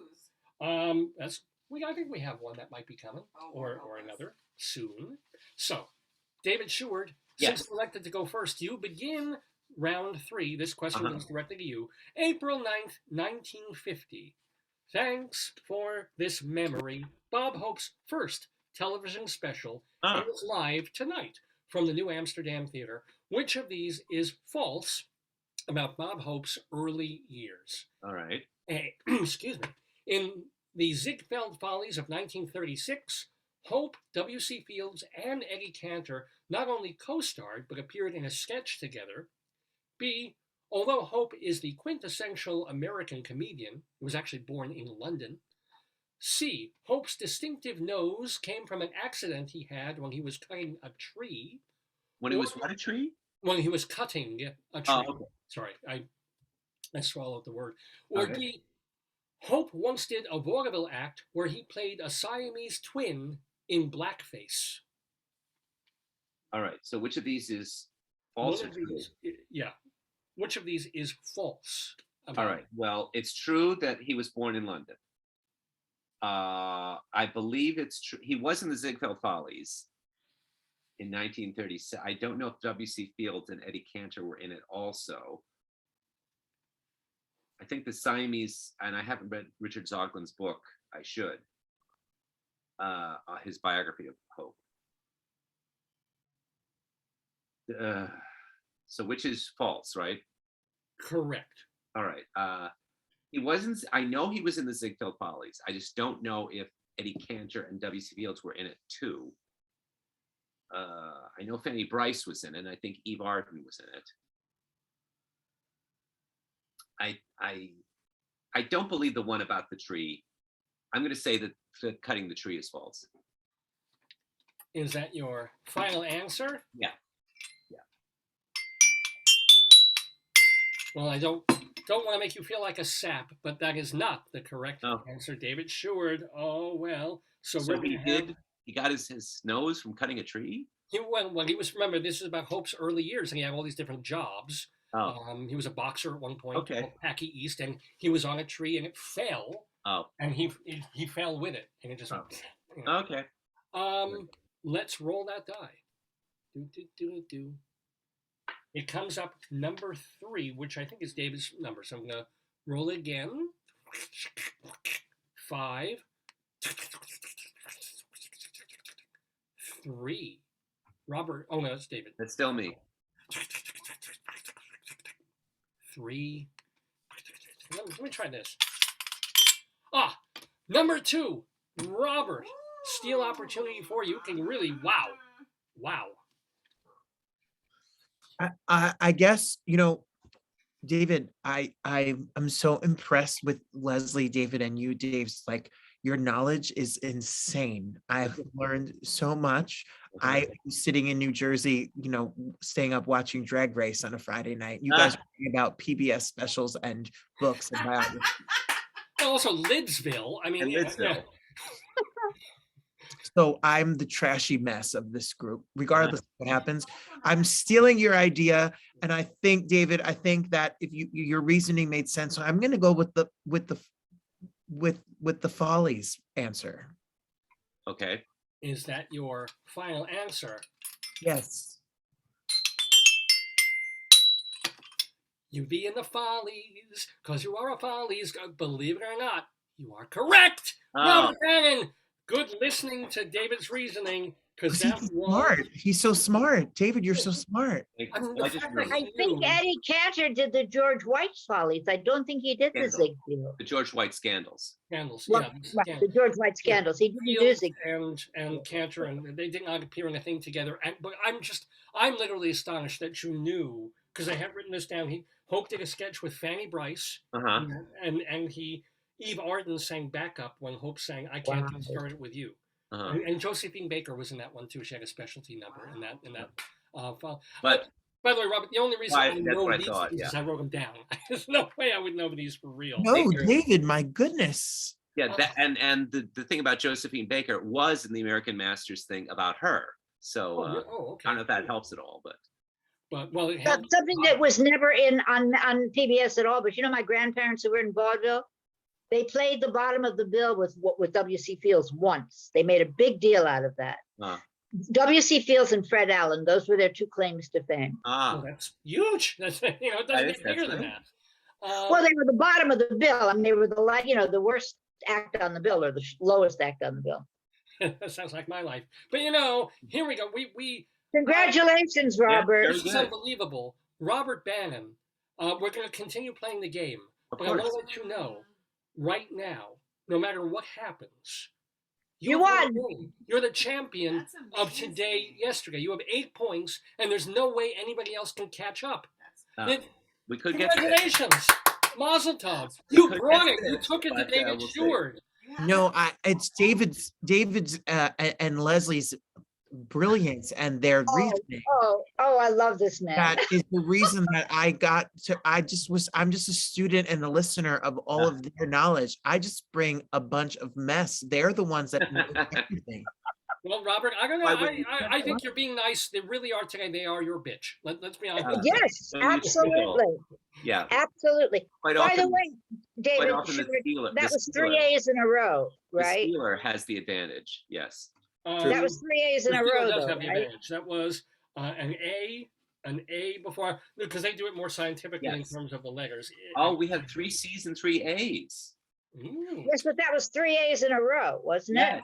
Yeah, Three, wasn't with a even B, paying attention to that. Three a C's, B, 3 A's. 3 C's, and then 3 A's. So there was a pattern. Now, Robert, this patterning will not help you on this question Doesn't, because doesn't help us either anymore. It did once upon a time. if you were watching last or the Peter Noon show, I guess that was last week or a week or two ago, you know that there's a different kind of question that we do sometimes on the Today Yesterday quiz, and it's called 3 Clues in the News. Does this ring a bell? Yes. So Yeah. 3 clues. They're 3 words that are not connected to each other, but they are connected each one to the word that we are looking for, the word that we want you to say. So it could be as simple as word blank or blank word, or the word is just directly connected in some way to this other word. Okay? Okay. And the word that we're looking for from you has to do with something that is in news or current events over the past week. Okay. Simple, right? Okay. So like if I say couch and vegetable and sweet fries, your Potato. there you go. Okay. So, but that was just a sample. This is the real one. Here we go. 3 clues in the news. King, Lily, Frosted Flakes. King, Lily, Frosted Flakes. Yes.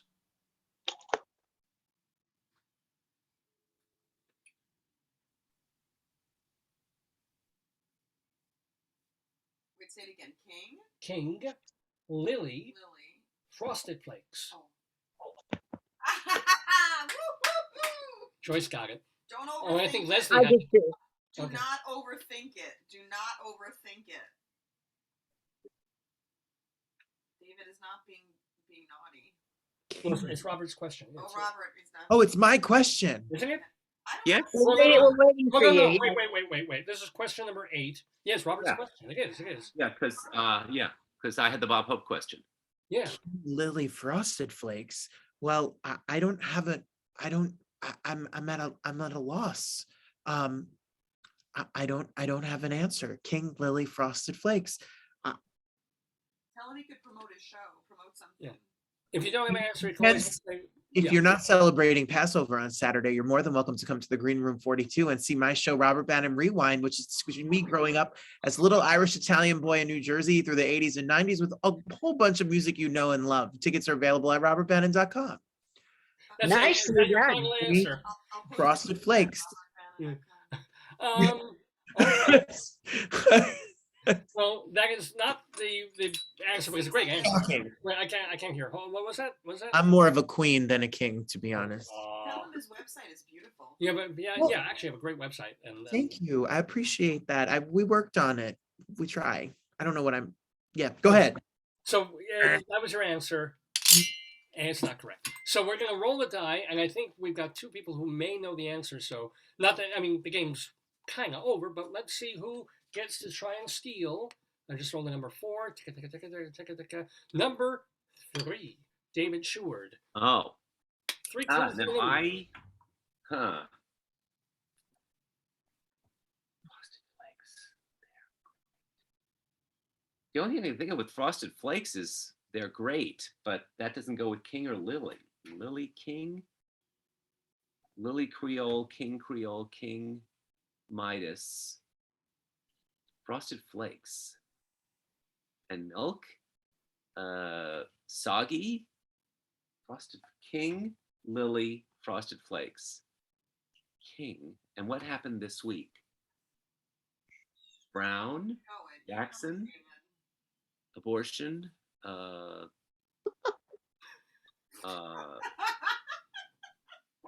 Those Frosted Flakes abortions are just yeah. They're painful. Yeah. They give you Frosted Flakes at the clinic, to make you feel better afterwards. I don't know, soggy. Is that your I can't Right think of answer. anything. Soggy. well, soggy wrong answer? That All is not the correct one. So Leslie, looks like you got the smile that says you think you No, know. but you know, Joyce is so right because I wasn't even thinking. It just went like that and it was there. It's Tiger. Is that your final It's answer? the only Oh. answer, of course. It's the only answer. Tiger King, for the Tiger King. That of all the TV you watch, you don't know who the Tiger King? On the Peacock, there's a show on Netflix. Wow, Oh. David is shocked by this. Tiger. Yeah. Joe Exotic and Carol Baskin. Oh, Yes. oh. See, you knew that. Yeah. Oh, it was that trashy the television. guy, the crazy Lily. guy? Yeah. Once you get one word, then you start to apply it to the others, Oh, Robert. okay. Got I- it. And of course, Frosted Flakes with Tony the Tiger. Okay. And in the news this week, Tiger Woods. Tiger Woods, he's playing the Masters. So Yes. that's why.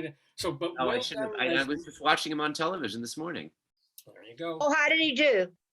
I don't know. It was just a report about how Oh, a report that he is playing again after He drove being- drunk into the 17th hole. It was Yeah, terrible. well, I mean, the only sports I've been interested in is the Peacocks and now Tiger Woods. I really don't care about baseball opening, you know.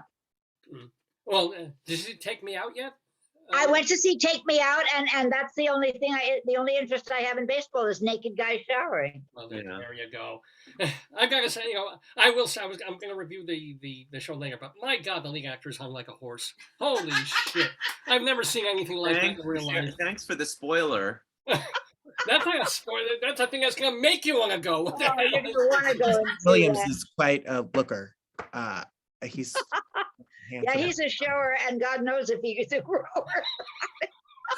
Whoa! Prosthetic. There could be It could be a Take my- prosthetic. For all we know, Take it could my be. hat to that man. Yeah. Anywho, moving on to the final question of our third round of our today, yesterday trivia quiz here on Dave. Wait, did I get my question? Yes. No, this is your Oh, this goes question. You got directly the to you, seal. Leslie. Oh, sorry. You stole the last question. You got the seal. So you're already in second place, Leslie. You can solidify that, or we can have a tie for second and third between David and Leslie, depending on how this goes. Or Robert could wind up with 10. Yeah, points. 10. Yeah, so we'll see. But Leslie, this is for you. The year was 1960. Tough day for South African Prime Minister Hendrik Verwoerd. Mentally unstable political activist David Pratt shoots him point blank in the face twice. Verwoerd survives, only to be stabbed to death 6 years later by a Greek-born anti-apartheid militant. Boy, they hated that guy. Well, Verwoerd was a garbage. Okay. As for David Pratt, he did not have a happy life. All of these are true about him, except which of these is false? A. He was an epileptic prone to fits of euphoria. B. He had lupus and was easily apprehended because of the rash on his face. C. Sometimes he would stay up all night playing the piano, the same chord over and over again. Or D. He raised trout and supplied local restaurants with seafood. This is the long unhappy life of David Pratt. Good. No, I have no. I don't think trout is an unhappy thing. I think the Sounds other like a- two are. Sondheim musical. The Ten the Tale of David Pratt. Yeah, he wasn't even in the Sun. He wasn't even in Thing. Assassin. Assassin. Oh, He didn't even get to be in Yeah, he didn't Assassin. make the- well, this was well, American. Yeah. Yeah. We didn't include international assassin. I'm going to say that he was an epileptic and that caused him to have a rash, and then they were able to catch him. So you're saying It doesn't matter. It doesn't matter to my score, and I don't know. so wait, which one? You kind of mixed two of them there. Is Oh, A, he was an epileptic prone to fits of euphoria? And lupus. B, he oh, had oh, I'm lupus. sorry. Lupus. It's lupus with the mark on the face. Sorry. So you're saying that one is false? You're saying Yeah. that? Oh no. Oh God. I've got to come up with something. D is false. Trout. You're saying that D is false about him in Yes. race trout and stuff. Is that your final answer? Oh, the others. Why not? Yeah. Well, don't be fishing for compliments with me, Leslie O'Van Blake. That is not correct. He really did raise trout and stuff like that. Oh. So we're going to roll the die, and we're going to come up with Robert's number 2. Oh my God, Robert! Oh, You can get 10 points on this if you get go this for right. it, Robert. So The A. He Number, wasn't even listening because he knew he won. I was listening a little. I heard about a trout and I heard about yeah, and the face and the face, trout face. It's a Captain I- Beefheart album, isn't it? Okay, yeah. Yes. Can I say A? You can say whatever you Say want. whatever you want. I would like to say A, please. They're saying it is false that he was an epileptic prone to fits of euphoria. That is not true. Final answer? Final answer. I'm afraid your epileptic answer is on shaky ground. That was not the correct answer. David Sheward, you got 50-50 here. Which is it? Did I tell the joke on here about what do you do if you have an epileptic in your bathtub? Oh God, no. What? Say it. Throw in your laundry. Yes, you did. That's a good joke. Oh, Okay. my A Lord. while ago. Tasteful, what did- too. Yeah. One that's even worse, but I won't repeat it. Oh, yeah. Please, please, please. Got to. Got Okay, to do what it. does an elephant use? What does it's a couple years old, but what does an elephant use for a vibrator? Oh Lord. What? Katharine Hepburn. Ay, yay, yay. Oh, So I wore my Katharine Hepburn hairdo today. Thank you very much. Oh, Jumbo. I'm covered with elephant shit. No. There's a How do question. you know? How do you know when an elephant has been in your refrigerator? Footprints on the butter. Right. that's just- How do you know when an elephant has had its period? All your trash can liners are missing, and there's a quarter on the bureau. Jesus Christ. Oh my God. How do you Now know? that could be turned around. That one could be turned around as if they use them for I prophylactic. said it wrong. I said it wrong. An elephant has had its period when your mattress is missing and there's a quarter on the bureau. Oh, that makes my. Now I get it. You know, elephants have had sex when all your trash can liners are missing. That's the one I would have. Oh. That's the one I knew. I Thank mixed them up. Is that way? Okay, so we are left with. What the hell are we left with here? What are we left with? We are left with the ruins of our reputations. Please I know, right? You go on this show. For the ends of our shattered reputation. ruins of our Yes. lives, and a frog in the milk. So what are the two choices left? What's left? Which of these is false about David Pratt, the guy who shot and tried to kill Mhm. Heinrich Verwoerd? Okay. B, he had lupus and was easily apprehended because of the rash on his face. Or C, sometimes he would stay up all night playing the piano, the same chord over and over again. So which of these is false? Right. Which I of think these- I'll say the lupus because the piano thing sounds real. is that your final answer? Sure. That's a wolf whistle, meaning that you got those points. That is correct. The lupus, he did not have that. He was not apprehended by the rash. He did do the piano thing of ding, Okay. ding, ding. So that's All night? So the regular all night he was mad. He was even though he did something good by trying to kill this guy, he was still mentally the crazy. final. So our The final final score is Of eight the regular is 8-4 to 4. 8-4 to 4. Oh. We're on top, our champion, but we still have time for our tiebreaker. Except we're not Okay. tying The, anything. the tiebreaker's between you and me, David. Really. Oh, You know that's right. This is a tiebreaker for second and third place. But Ah, Robert, you're okay. still playing. Right. okay. That's right. So bring it on, baby. Okay. I'm playing. So this works a little differently, Robert. I'll read the question, and then you'll have a little time to write down your answer. I'll read the question again. I'll give a 3, 2, 1 countdown, and then you're going to hold your answer up to the camera Okay. so that we all see it at the same time. Are you guys ready? Yes. Here we go. What, you're so afraid of the question, you're wearing your mask? No, What no. what's going on? Here we go. Or is your housekeeper there? Yes. Yeah. he's only about- Okay. Go ahead. Here we go.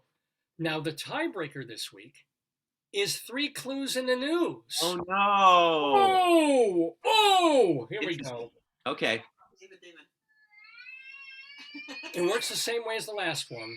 These are 3 words that are not connected to each other, but to the word we're looking for. That's been in the news this past week. Okay.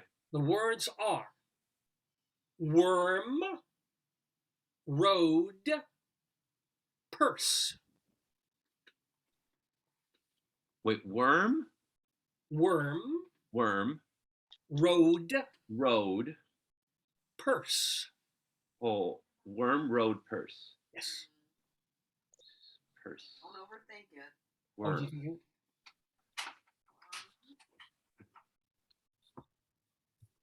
Oh, worm, worm, road, purse, purse.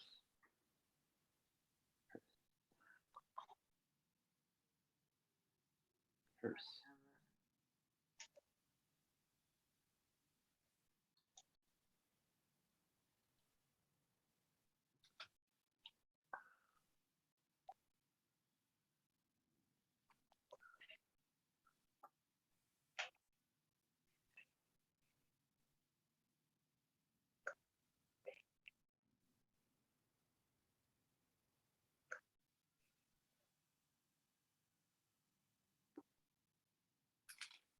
I see some rather Okay.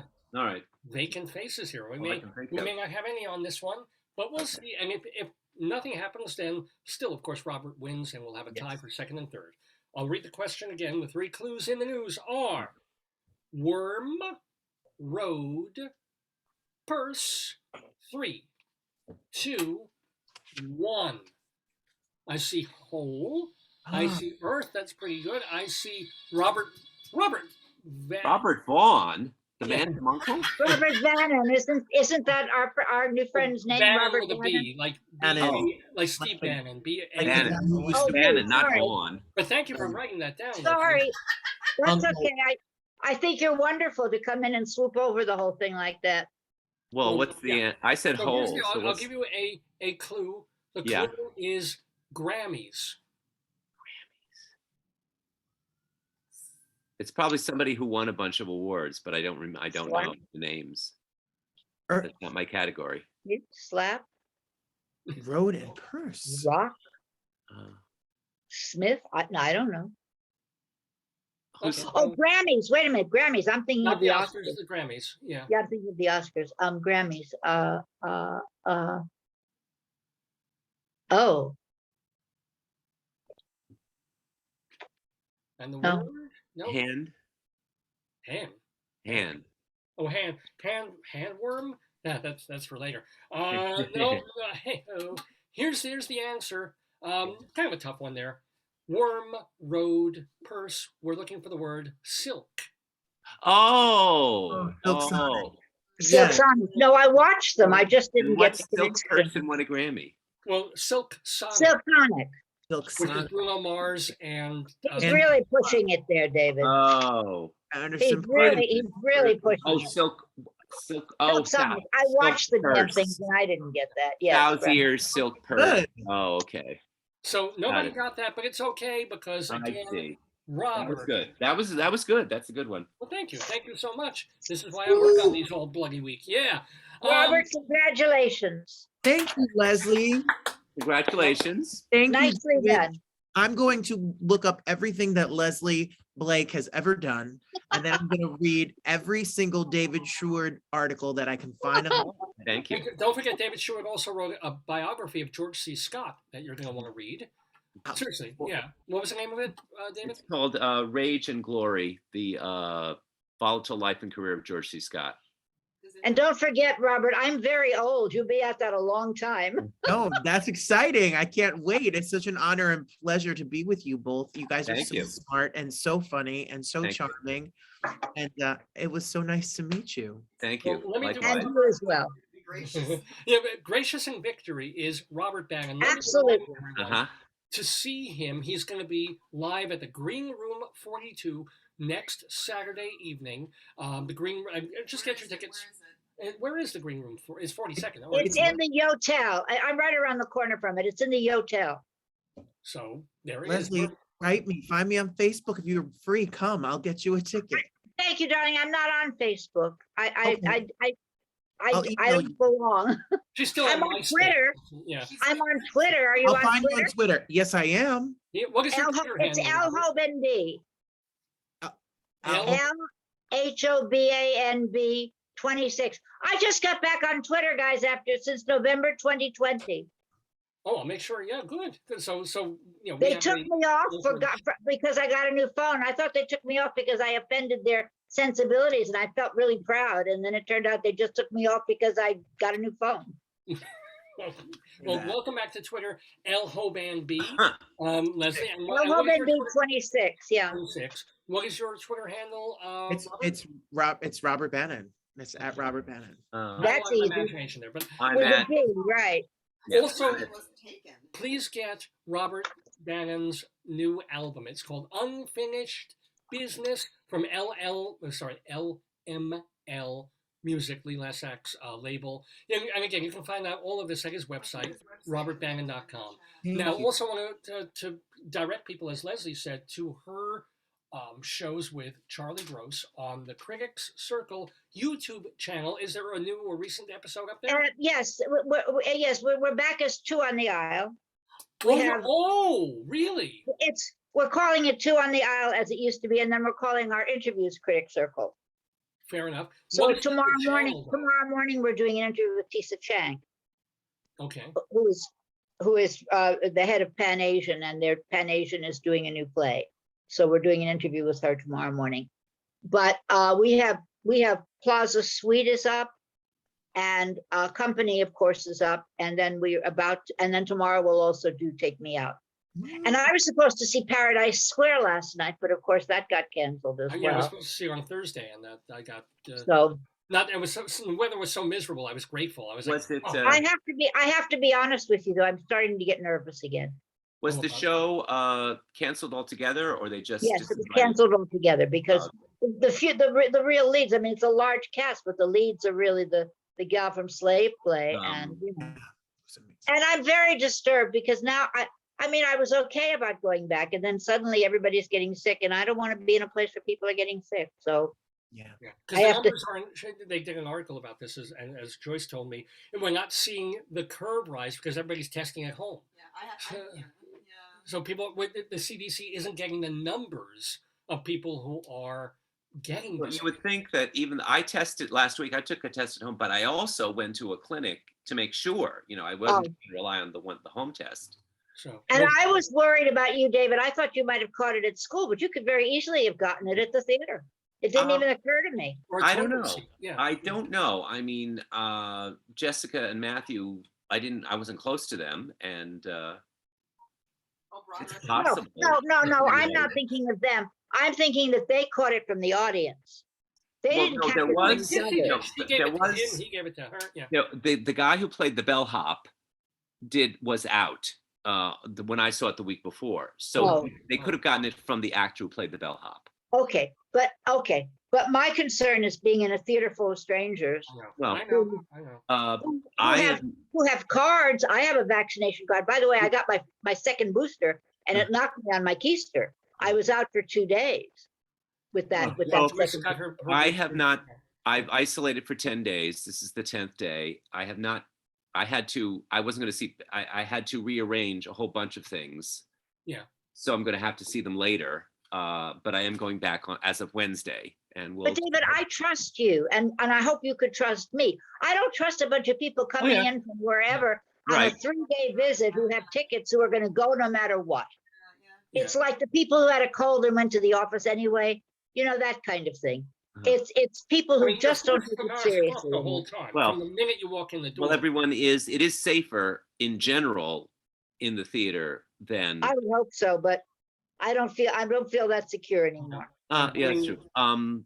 Robert, any thoughts on this? Are you still with us? Yes, I am. I am. I feel it's very scary. I wrestle with it. My partner is on the road is a musician and a singer. And he talks. Their life is so strict because they're in their bubble and they have to be. Even on a tour bus, they're masked and because you get sick, you no job and whatever. And then I come from the world of. Part of me works in public education, part of me does shows and whatever. And that's a whole wild west. You're in a classroom, you're in a school, we're a school of 1,200 kids in North Bergen, New Jersey, and there's no mask required. So then you become too comfortable because half the kids don't have a mask, half the teachers don't wear a mask. And then all of a sudden people get sick. And then you remember and you say like, my God, we're still in this. We have to take care of each other. Yeah. So it's like half the world feels like we've moved on and half the world doesn't, and people are still sick. So I hope know. people It's find- a very. Well, I It's a think very it's scary- because people aren't dying as much. People get sick, but I'll get better. It'll be okay, and I'm gonna go on my merry way and I do what I want. don't want it though. I have various, underlying things. I don't know whether you do, David, but I definitely have various underlying things, and it scares me. Sure. It's much worse for someone like me. And not only that, I just think I think that the people who don't pay attention are gaining the benefit of all of us who do. Agreed. Well, that's been And from the very I think beginning. that's extremely unfair. Whatever that means, whatever unfair means in a case like that. Yeah, I mean, from the very beginning of the pandemic, it was the idea, well, if 80 million people are getting the shot, well, they won't, I won't give it to them if I get it, it's just on me. And they don't see that, a pandemic only goes away Right, uh, right. and doesn't morph and doesn't mutate. Sorry to bring the whole show down, guys. I didn't mean to start No. that whole thing. Oh, no. I didn't realize, last question for you, Robert Bannon, though. I didn't realize you were still also teaching. So when you do Saturday Night Live, do you come in on Monday and hear from the kids like, Daddy was in something stupid? Or not Daddy, teacher was in something stupid? Daddy. I'm sorry. Yeah. I am still in the classroom. I wrestled with for a long time leaving the classroom. I don't know if I have 25 more years left in me to be in the classroom with 112 10-year-olds a day throughout the day. But it's been a real blessing. I'm very lucky. A lot of my artist friends, over the past 2 years have had such a tough go of it the past 2 years. I've been lucky enough to keep my paycheck. I don't want to be enslaved to my job because of a number of money that you make, but I also have to pay my bills. And, and so as long as I can do both, I try to do both. I take all my days. I refuse. I got offered a job, you don't want to hear my nonsense again, but I got a Black Klansman. When Spike Lee was doing Black Klansman, they asked me to do 50 days on set. I got hired to do 50 days on set and I turned it down. I turned it down because of the teaching job, because I knew I would have to take a leave. The money I make a year teaching was more than I would make on the movie set to do this. And I was like, I was a skinhead on SNL. I'm going to be a Klansman in Spike Lee. Like, I know I'm blonde hair and blue eyed, but I don't want to play every white supremacist as me. So I ended up turning it down. And then I promised myself I wouldn't turn down good work anymore for teaching. I see you in the Lindsey Graham story in about 10 more Yes, years. Totally see that happening. Another one that came out late in life. Robert, wait 1 second. I taught for many, many years because I had a kid to support. And I have to tell you, it didn't stop me. I still did stock. And I wound up, making the segue to teaching, to directing, and then the segue to criticism. It supported me very well, and I have a pension. So think about that. It seems like a long slog, but there's a nice bright thing at the end of that road. Thank you for saying that. That's what I think of. It is a job that, while it could be It allows exhausting, you a great deal of freedom. yes, that's what it does. It has allowed me a great deal of freedom. So I agree, and I'm ready to summer stock over the summer because you got Yes. it. What do you teach? What do you teach? I teach history, but none of the questions in today's game ever have come up in the text. Yeah. Now, before we let you all go, I do also want to ask David Sheward. Yes. You write for theaterlife.com, culturaldaily.com. Mhm. What have you reviewed? Well, no, you couldn't. You were Well, isolated. I did do a review of Plaza Suite and MJ, the Michael Jackson musical, which I saw before. Right. And on the blog, I have a David couple of Desk. news blogs Oh, okay. about what's going on. Tom Stoppard has a new play which is coming to Broadway, which incidentally I just finished reading a biography of him, so that was interesting. So I know what the play is about because it talks about it in the book. Can you hold on 1 minute? Keep talking. I'll be right And- back. Don't leave. I have a blog about Maggie Smith's appearances on the Carol Burnett Show. If you're a Carol Burnett fan, Robert, you need to read David's blog because he's just been going through hours and hours of Carol Burnett shows and just writing about sketches and how they've been chopped up for syndication and what the Trying to original shows are reconstruct them like. together. I didn't know that Maggie Smith was actually on the Carol Burnett Show 3 times. Where is your blog? How can I find it? It's at the daviddesk.2. You just look for that. You got Was it. she on when she did? Was it too early? Was her New Faces too early? Oh, that was 1956. She was on the Okay. Carol Burnett Show in 1974. Okay, I didn't remember her on there at all. All right, here's what I went away to get. Can you Oh see my it? gosh. It's you and Maggie Smith? Yes, Oh, it's it's Tom me and Stoppard, Maggie isn't it? Smith. It's me and Tom Stoppard. Oh, Oh. okay. Wow. I Tom can't Stoppard get, looks I like can't. Jagger there. It's amazing. Yeah. Yeah. He Well, tipped, he thinks he's a rock star. We know that. We think he he's- tipped me $5 once. I poured him a Coke when I was an usher at Hurley Burton. And he was there with the Mike better Nichols. story, you got $5 out of it. Yeah, Mike He Nichols. was not a nice man. Hmm? Oh. What? He was very rude here. He was very rude. He was very nice to me. You're lucky. And the biography says he's nice. 700 pages of him being nice, nothing. I found him to be very entitled, is what I found him to Well, be. he's a brilliant person. Oh, David. Yes, he is. I guess he's But, entitled. But I was an usher on her. Truly a commitment to arts and humanity. Hold on one Well, second. wait, everybody quiet. I just got a compliment from a viewer. This is more important than anything you're saying. Say it again, Joyce. Jeff Yes. said, Dave finds great artists to appear on his show. It is truly a commitment to the arts and humanities. Thank you. That's my old colleague at a university in Colorado saying nice things about me. Thank you, Jeff. Oh. Thank you very, very much. So the blog also has, I just did one piece about our political situation, how difficult it is and how discouraging. Yeah, it's been a time. And that, I'm very worried, not to bring everybody down, but I'm very worried that who knows what's going to happen in the midterms and that the Republicans will Who knows probably. what's going to happen in Ukraine? We could be at war. I don't think we'll be at war, but I do think that we could see the Republicans take over the House. And Yeah, absolutely. We could see who that. knows what could House and happen. the backyard. Yeah, in the backyard. And who knows what'll happen in 2024. I feel very worried about that. Clinton said turn the White House black. I mean, it's. I can no longer worry 2 years in advance. I'm sorry. Well, My life has become very confined into a small space and a small What mindset. about I got to this go like week? Yeah, Yeah. really. you know, a week at a time, maybe 2 weeks at a time. That's about as far as I can go. Yeah. What's I got it, and I'm- from Merrily We Roll Along with so much to be sure. Yeah. Yeah. and that's- I'm upset that I missed Paradise Square, and I got to see it. are you upset about having to see it? Or are you upset that No, you missed it? I'm joking. I'm joking. Yeah.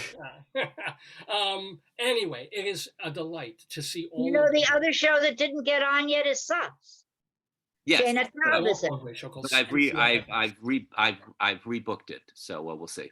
Well, I don't have it until next week, so hopefully it'll be all right. I don't know. All right. So Leslie, you're for the moment. See them all this week before everything gets canceled and Right. shut Well, down. I'm gonna go see Touch of the Poet today. They haven't canceled that. Oh, I never And, liked and it. I've known Robert Cuccioli for years, so I really am very excited. I think this is a perfect role for him. National Poetry Month, you know. Oh, it's National Poetry Month. Who knows? Ah. I did not know that. I will keep that in mind. But Karen O'Reilly was in it on Broadway when Byrne did it, and so I'm very excited to. I've hated that play. That play just bores the crap out of me. I like Robert Cuccioli. He's a friend of the neighborhood. He's been on this program, so I hope he's doing great. I just think it's a lovely role for him. I don't know, and I think it's one of O'Neill's better plays. I really do. It really holds up for me. Oh, okay. Well, let me know. Let me know if it's worth running to. I'll find out. It's 2 hours and 45 minutes. I'll find out, Anywho, amazing enough, this segment almost lasted 2 hours and 45 minutes. But it didn't, and every moment was a delight as we talked with Leslie Hoban Blake, David Sheward, and our new champion friend of the neighborhood, Robert. Please Here's come that. back and Great. please play again. We would love to have you playing again. You're just a delightful person and competitor. No, you all are. Anytime. I appreciate you all so much, David, Leslie, and Dave, and your wife and everyone watching. Thank you so much. It was so much fun. Yes, Hey, thank you. all right, now everybody blow kisses in the way Mwah, that we mwah, do on mwah. Match Game as I leave you from the Daver. Keep blowing kisses. Okay, one fucking kiss. Do it. Keep going. There we go. Da-da-da-da-da-da. Da-da-da-da-da-da-da-da. Da-da-da-da. I'm getting nauseous. And one more. Bye bye, David, and feel better. Bye-bye. Have a great week. See you next week. You got it. Bye-bye. On the Dave's Gone By Facebookio Podcastio Programmio of the stream here on this Saturday, April 9th, 2022 with the 845th episode of this program. We've been calling it Banned in honor of the marvelous and so entertaining and so likable and fun Robert Bannon. Gotta thank Angela Thomas, by the way, for helping us book him and really recommending him to us as someone to be in the Dave-O. He was perfect. It was just so great to have him on the show. Well, it's 11:30 on this rainy Saturday morning here in the neighborhood. I'm Dave Lefkowitz. That's my darling, adorable, and wonderful wife, Joyce. As we do this episode of the show, remember you can find out more about this program and watch all our older episodes by going to davesgoneby.com. DAVESGONEBY. Davesgoneby.com. Our first episode was there from early in it was October of 2002. So we're coming up on our literal 21st anniversary, end of 20 years, doing this show in just a couple of months. We have our first episode. It's audio only. We were a radio show for a decade, and then a podcast, and now a video podcast.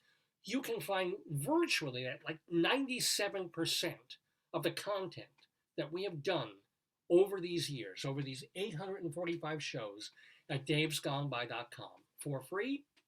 There's even a second archive on the site of just the interviews. So if you want to share all of Robert Bannon's conversation with Rabbi Salt, maybe you have people who want to, in your family, who want to go into cabaret, who want to go into theater, who are stuck in a humdrum life and they're thinking, maybe I should change everything, but I'm scared to do it. And then you look at how he's living his life now compared to 10, 15 years ago. And it's like, by gosh, why not? Share it with folks. We'll have his interview and this whole episode up on our site within a day. Plus, we put our archives at archive.org. Archive.org. It's a nonprofit website that collects material on art and culture from the past thousands of years, anything basically public domain or that they have permission to share, old radio shows, old TV kinescopes and things, Edison recordings, archive.org. We have a channel there, Dave's Gone By. We've also got a YouTube channel, Dave's Gone By, and if you tune in, if you live in Nassau County and you have Altice cable provider, Channel 20, Tuesday nights from 9:30 to 10:30 p.m., you'd get a random hour of Dave's Gone By. Not the best way to see the show, but if you're poking through your TV and you're looking for something to watch and suddenly it's like, here we are. Yeah, an hour of Dave's Gone By, Channel 20, every Tuesday night from 9:30 p.m. to 10:30 p.m. if you have Altice cable in Nassau County. And I think that's and we put our audio archives at castbox.fm. Castbox.fm. So if you don't need the video, you just want to hear the show, that's a really great place for podcasting to just download the show. Castbox.fm. Well, that's what you need to know about Dave's Gone By and davesgoneby.com. Plus, you can email me, davesgoneby@aol.com, or just post messages for me right on this Facebook page that you're watching right now. Okay, it's a little bit after 11:30 in the morning, and oh my gosh, we have so much to do. Since we were talking to theater people moments ago, let's go right into the theater segment of our show. We call it Inside Broadway, and it sounds a little something like this. Inside Broadway, brought to you by Total Theater's Performing Arts Insider, your everything theater guide.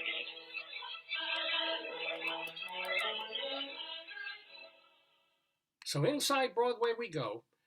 We weren't doing this for a long time because I wasn't going to the theater and we had other stuff to do on the show. But now that I'm starting to, at least for the time being, see some Broadway shows again, I want to tell you about them and also give you some news of the Rialto because, I love to share that. You hear everything about what happens in music on the Grammys and of course movies are everywhere. I think it's kind of important to share the cultural life of America and of New York City with some Inside Broadway information. So, want to, again, tell you that if you're thinking of starting to go to the theater, you probably want to make sure that the night before you go, or even the morning, that the show is on and that the stars are going to be in it, because COVID is starting to come back again. This week, as David mentioned, we were both supposed to see a new musical called Paradise Square. As a matter of fact, Larry Kerwin, who was on this program months ago, the singer-songwriter, the guy from Black 47, he co-wrote this musical. It made it to Broadway. It is not doing well commercially or in the box office yet. It needs to build, and it's not helping that they missed a couple of performances. They had canceled them because of, COVID. Plus Macbeth, this new Daniel Craig Macbeth, that had to cancel a week worth of performances. They're not reopening until April 11th. Oh, Moshe Edenberg said, great stuff, Dave. Enjoyed watching this morning. Shalom from Vancouver. Shalom, Moshe Denberg. You're getting a lot of love. You got the Mosher, you got the Moshe. Moshe. And we want also certainly Moshe to be back on the show playing our game soon too. I wonder now if it's hard because now the guest star leaves undefeated. Like that's a. I know. So what does that mean? Does he have to come back? He's one and done. Well, we'll see how guests are doing weeks ahead, because usually it's going to be. He's the only guest that's won. Is that true? Well, Vicky has won. Yeah, Was but it- Vicky's a regular. Vicky's a now. regular She's not now, I really, know. She's Yeah. a regular player. I would be regular if I took more Metamucil, but No more talk about the Heine, please. no. No Okay. more Heine talk. Enough of that. Let's talk some COVID though, because also Plaza Suite, as we were mentioning. If you haven't heard this, I was lucky enough to see Plaza Suite earlier in the week. A day or two later, first Matthew Broderick was out, and they brought in. Now it's as I mentioned last week, I reviewed the show. Matthew Broderick is really I don't want to say a revelation, but it's his best work in a long time in Plaza. He's really funny. He puts his persona to really good use in some unexpected ways. I was really happy to see him. That said, if Matthew Broderick is out of Plaza Suite, his understudy is Michael McGrath, and he is. I've seen him in so many things. He's very, very funny. It's almost as with when Matthew Broderick goes, if they try and keep the show going without him and Sarah Jessica, if they can bring in Matthew McGrath to be that part, I'll bet he's wonderful. However, with both Matthew and Sarah Jessica out with COVID, that they may have given each other or they got from the bellhop, it's running rampant in the company, they canceled shows, and I'm not sure when it's going back up again. So if you're planning to see Plaza Suite this week or next, A Strange Loop, a show that was off Broadway, is going to be coming to Broadway. They're delaying previews of that show. I think it starts up again this weekend. So yeah, they've got a vax and mask policy still going on Broadway through April 30th, and it's just the way everything's been working. A couple of weeks ago, I thought, really, are they going to have to keep the mask policy still in place all the way through the end of April? Because, Omicron's gone down and the curve is down to almost nothing, nobody's dying. And then, you start hearing, this person's got BA2, this one's got this one's got this. I would not be shocked if they don't keep the mask and vax mandate in place through well into the end of the season, maybe through, God help us, June or July. It's going to have to make sense to keep people in the theater and to keep the shows going. Anyway, in happier news, assuming everybody stays healthy in these shows, we have 3 Broadway productions opening this coming week. Let me give you a little info about them. Opening tomorrow on Broadway, Birthday Candles, a new play by Noah Hadel. He's had some shows off Broadway like Mr. Marmalade and Saturn Returns. Vivienne Benesh is directing. It's her debut directing on Broadway. It's a roundabout theater production at the American Airlines Theater featuring Enrico Colantoni and Deborah Messing. So yeah, she's, one of the nice things is she's made enough money doing TV that she can do as much theater as she wants, and God bless her for it. So Birthday Candles is apparently a very funny and touching play about a woman having her ordinary life, and the play charts her life from age 17 all the way up to 101. The play debuted at the Detroit Public Theater in 2019, and just from everything I'm hearing and sensing about it, it's going to be a critic's darling and a play that audiences really take to heart. It's Birthday Candles. It's opening tomorrow night on Broadway. And then opening Monday night, something completely different, The Little Prince. It's Chris Moulon's adaptation of Antoine de Saint-Exupéry's 1943 novella, The Little Prince. It's at the Broadway Theater. There's actually a theater on Broadway called the Broadway Theater. It's about an aviator, coming across a little boy from another planet. And it looks very Cirque du Soleil-ish. I wasn't at all interested, and then I saw some stills from the show, and I'm thinking, whoa, this might be really beautiful to watch. So we'll see. I'm supposed to see it this week. We'll see. It's The Little Prince on Broadway, opening Monday. And then opening this Thursday, yet another revival of American Buffalo, the classic by David Mamet. Neil Pepe, who is from the Atlantic Theater Company that was allied with Mamet for so many years. He's directing at Circle in the Square. It's a limited run, and it stars Sam Rockwell as Teach, Darren Criss as Bobby, and Lawrence Fishburne in sort of the older role of Donnie. It's all about pawn shop owners who sell an item that they realize is worth a whole lot more than they sold it for, and now they want to steal it back.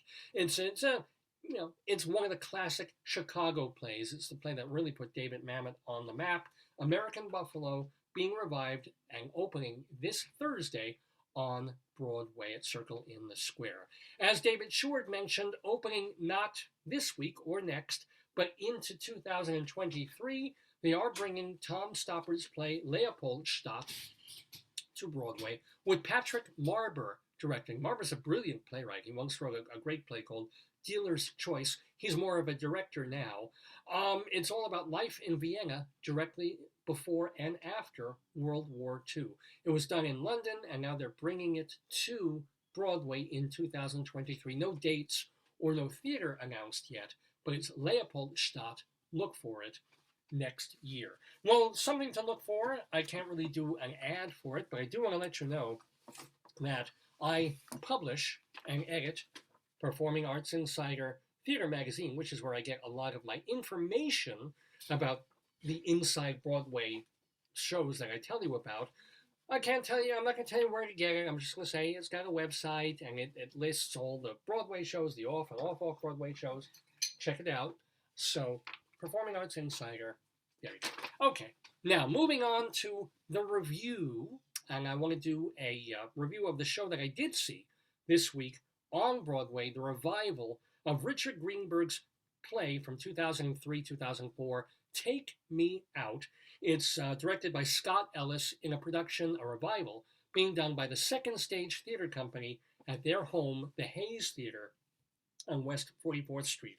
Here's the basic premise. It's such a deep, intricate play, even though it's mostly a comedy, and yet the tagline is almost high concept. It's basically a star baseball player, MLB player, the best player in the game, decides to tell the media, hey, by the way, I'm gay. And doesn't figure that any bombs will drop. He figures, hey, it's the aughts. Who cares? I'm just going to get that out there of who I am and tell the truth of me. What would it matter? Well, first there's little ripples, and then there's little aftershocks and bigger aftershocks, and suddenly what should have been a nothing, just like, oh, he happens to be gay, causes tragedy towards the end. I won't give any more about the plot away, but it is a really good play. It won the Tony when it first played about 15, 17 years ago. And it's one of those shows, when you come back to a Tony winner a decade and a half later, sometimes you come back with jaded eyes, oh, that was good for its time, or how did that win over that? When you see Take Me Out again, you realize, yeah, they made the right call. It is a good play. So much is going on every minute. It's one of those shows where you listen to every sentence because the writing is so good by Richard Greenberg. And also, it's one of those where you have your eye on everybody in the scene because every line has ramifications. You're trying to see how they react. what that means to them. What is the subtext, the current running under these conversations? Marvelously done. And yes, as Leslie Hoban Blake intimated, there is a ton, if you're into this, of male nudity in the show. As I mentioned, there's a good-looking, well-built actors who are playing these baseball players, and they do get naked, and you get to see they're not coy. They don't just sort of turn to the wall the whole time, although they do when you see their butts. But you also see the sausage, and it's true what they say about black men. What can I tell you? I felt astonished, and I was like, oh, Dave, you were just born the wrong race. I've gotta say. But anywho, if you're going for that, you'll get that. If you're going for a really good play, you will get that too. Even the title, Take Me Out, has 3 or 4 different meanings that come to fruition within the play. Take me out. Okay, like take me out to the ball game. Because it's about baseball. Take me out. The lead character, Darren, he comes out to the media. In fact, he comes out, one of the problems for him is that he decides to sort of do it spontaneously rather than prepping his friends on the team and the other teammates. He just sort of, lays the bombshell, and they're like, ah. So he comes out, he's taken out. He takes himself out of the public eye because he is so much better than everybody else, and he thinks very highly of himself. So he's kind of a Mount Olympus kind of figure on, by choice, being on the outside of things.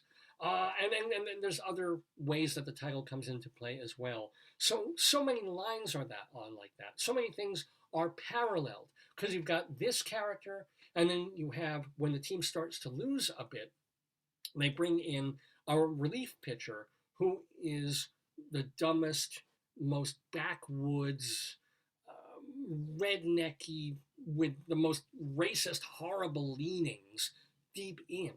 And one of the great things about the play is there's one character who's always trying to make everybody speak their truth.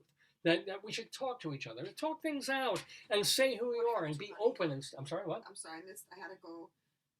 It was not the heating thing with my phone, so I had to make sure everything. So tell your truth, speak your truth, Is and this theater, or you just? yeah, this is Inside Broadway. Oh, And by doing that, it makes sense. It seems like the right thing to do. Get this new guy to talk. He's barely syllabic. Talk to him. Make him part of the team. Let's be friendly. And that causes all sorts of problems. If everybody had just shut up in the play, they would have won the series. It would have been fine. It would have been so. There's so many parallels going on as well, and it's really, really well acted. Plus, it's about the beauty. Oh, I'd hug you. oh, thank you. Okay. You mean like, no, don't take those away. I was just talking about big black penises, and now you bring those in. I'm like, now I know I like those. Yes. Blushing Dave. Do So you need more tea? I'm good. I've got Are you my sure? I've got my Are beverage you, here. Thank you. You know, So here's the deal, folks. Also the acting is really, really good. Jesse Williams, who's the lead actor, he is, and I mentioned, yes, he's hung like blah blah blah. He's also just right for the role. Is a man who doesn't think he's conflicted and realizes that he is setting off bombshells without even thinking about it, of discovering who he really is and who his friends are and who his friends really aren't, and realizing that he's been telling himself lies and been kind of lied to in the life lies that we tell ourselves. Ken Marks, an actor I've known for Karl years. Marx. Ken Marks. Karl Marx. Wow. I remember when he was at the O'Neill Center as an actor 25-something years ago. He's on Broadway. He plays the manager. And again, it's this likable role. He's saying all the right things. But as soon as something rocks that foundation, he's going to save his team. He's going to save his job rather than, support this kid that he brought up from Triple A and made him what he is. So great work there from him. Great work also. Let's see, who else is Michael Oberholzer making his Broadway debut. He plays Shane Mungett. That's a name, what you hear it once, you never forget. Say it. He's the relief pitcher that they bring in. Mungets? Shane Mungett. He's I think you had that once in the 80s, didn't you? That's right. I got penicillin and it cured my Shane Yeah, I Mungett. think you got rid of that. He's really good. He's different from the guy who played it on Broadway 17 years ago. That guy was just more sneering and dislikable from the start. This guy is just a pathetic idiot who spews garbage, and he doesn't even really necessarily mean the garbage that he's spewing. It's a fascinating performance.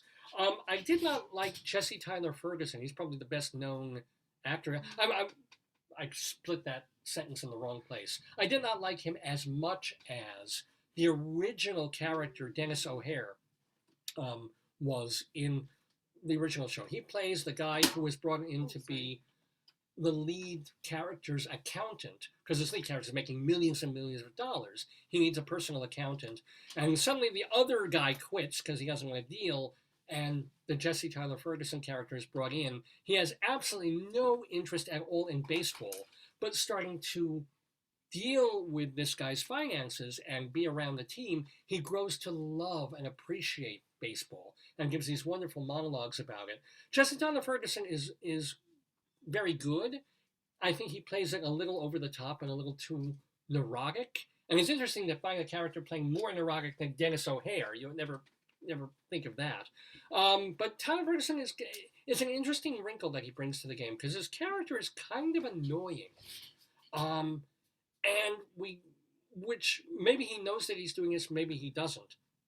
But if you've got this guy who's sort of lumped in with this star-rich, beloved baseball player, and the baseball, they sort of become friends, but he's also like a fan crush kind of guy too.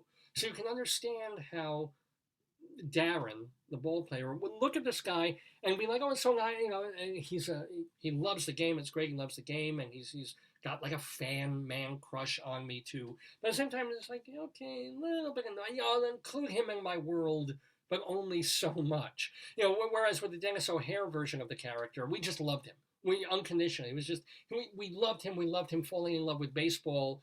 Jesse Tyler Ferguson is a little sadder and a little more irritating.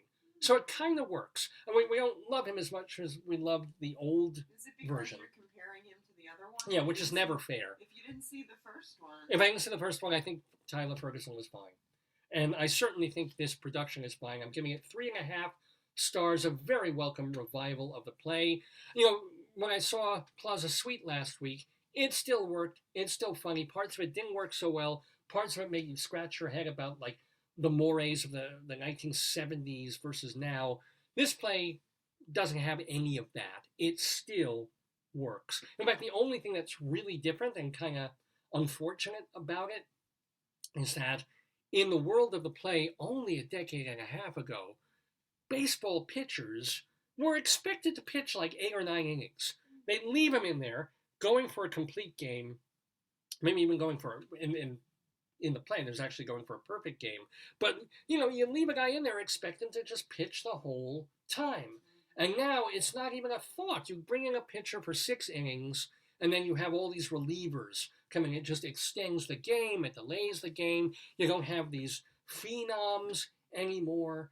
It sucks. And it sucks that they're putting like a guy on first base or second base, is it, to start extra innings, so there are no more extra innings anymore. What the fuck are they doing at baseball?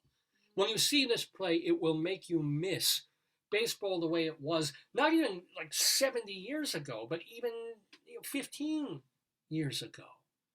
If a pitcher is doing well and you want him to be healthy for years, don't make him throw 110 miles an hour and then take him out after 4 innings. Let him throw 99 miles. That's pretty fast. And use him. And when he's in good shape, let him go the distance. And when he's not, pull him and so forth. And none of this designated hitter crap. Oh, this is why I don't pay attention to baseball anymore. But I will pay attention to this play. Take Me Out. Please do go see it at the Hayes Theater on Broadway, inside Broadway. Oh, nope. I hit the wrong thing. Come on. Where's... Let me do this. Here it is. It's the famous gay white way, way. where the night is bright as day. Ain't Broadway grand? It's not just a thoroughfare. No. It's a tingle in the air. Tingle, tingle. Ain't Broadway grand? It's excitement, it's romance, it's all fun and song and dance. This wonderland. You can be a millionaire quicker here than anywhere. Ain't Broadway grand? Yes, ladies and gentlemen, Broadway is grand, and it's grand doing this program, Dave's Gone By, every Saturday from 9 until noon or thereabouts, right here on this Facebook page with the archives at davesgoneby.com. Plus, if you want to read my theater reviews from years ago, and my song lyrics, and my one-act plays, and my full-length plays, and all the other stuff that I write, please go to my other website, davelefkowitz.org, davelefkowitz.org. Again, everything there, the content is all free. I just, if you have a theater company and you're looking for a funny play to do, please go to my website and friggin' throw me $1 and do it. Like they did in Chennai, right? Did they do? Well, yeah, there was a theater company a couple of years ago in India, Chennai, India. Was it Chennai? Yeah, it was I Chennai. feel like They found my play Blind Date posted on my website, and they said, "Oh, Blind Date, we can do that. And we have the actors," and they did a wonderful job. It was It's on great, YouTube. You yeah. can watch it. It was so well done. So Was if it you wanna do college or was it a play? Was it a group? No, it's a theater group. It was a young. No, I'm good. I've got. It was a young, up and coming theater group in Chennai, India. Yeah. So I was very, very happy about that. They were going to tour it, but they ended up not. So sigh. Circumstances, yeah. But it was great. So if you are an artistic director or the reader of plays, a literary manager for a theater company, and you're looking for a play to do, you could do worse than go to davelefkowitz.org and find me. And you'll let people do it. I mean, some people won't. Yeah, I mean, give me $1. Give me, or if you're making real money, give me some real money. But I just want to see my work done, or read my stories, read my articles, davelefkowitz.org. Well, OMG, it's almost noon Eastern time here in the neighborhood. Let's do a couple of Greeley crimes and old times, then we'll move on to our Colorado Limerick of the Damned and table this marvelous episode on this What a great April 9th. guest, right? Oh, he What was a great wonderful. guest.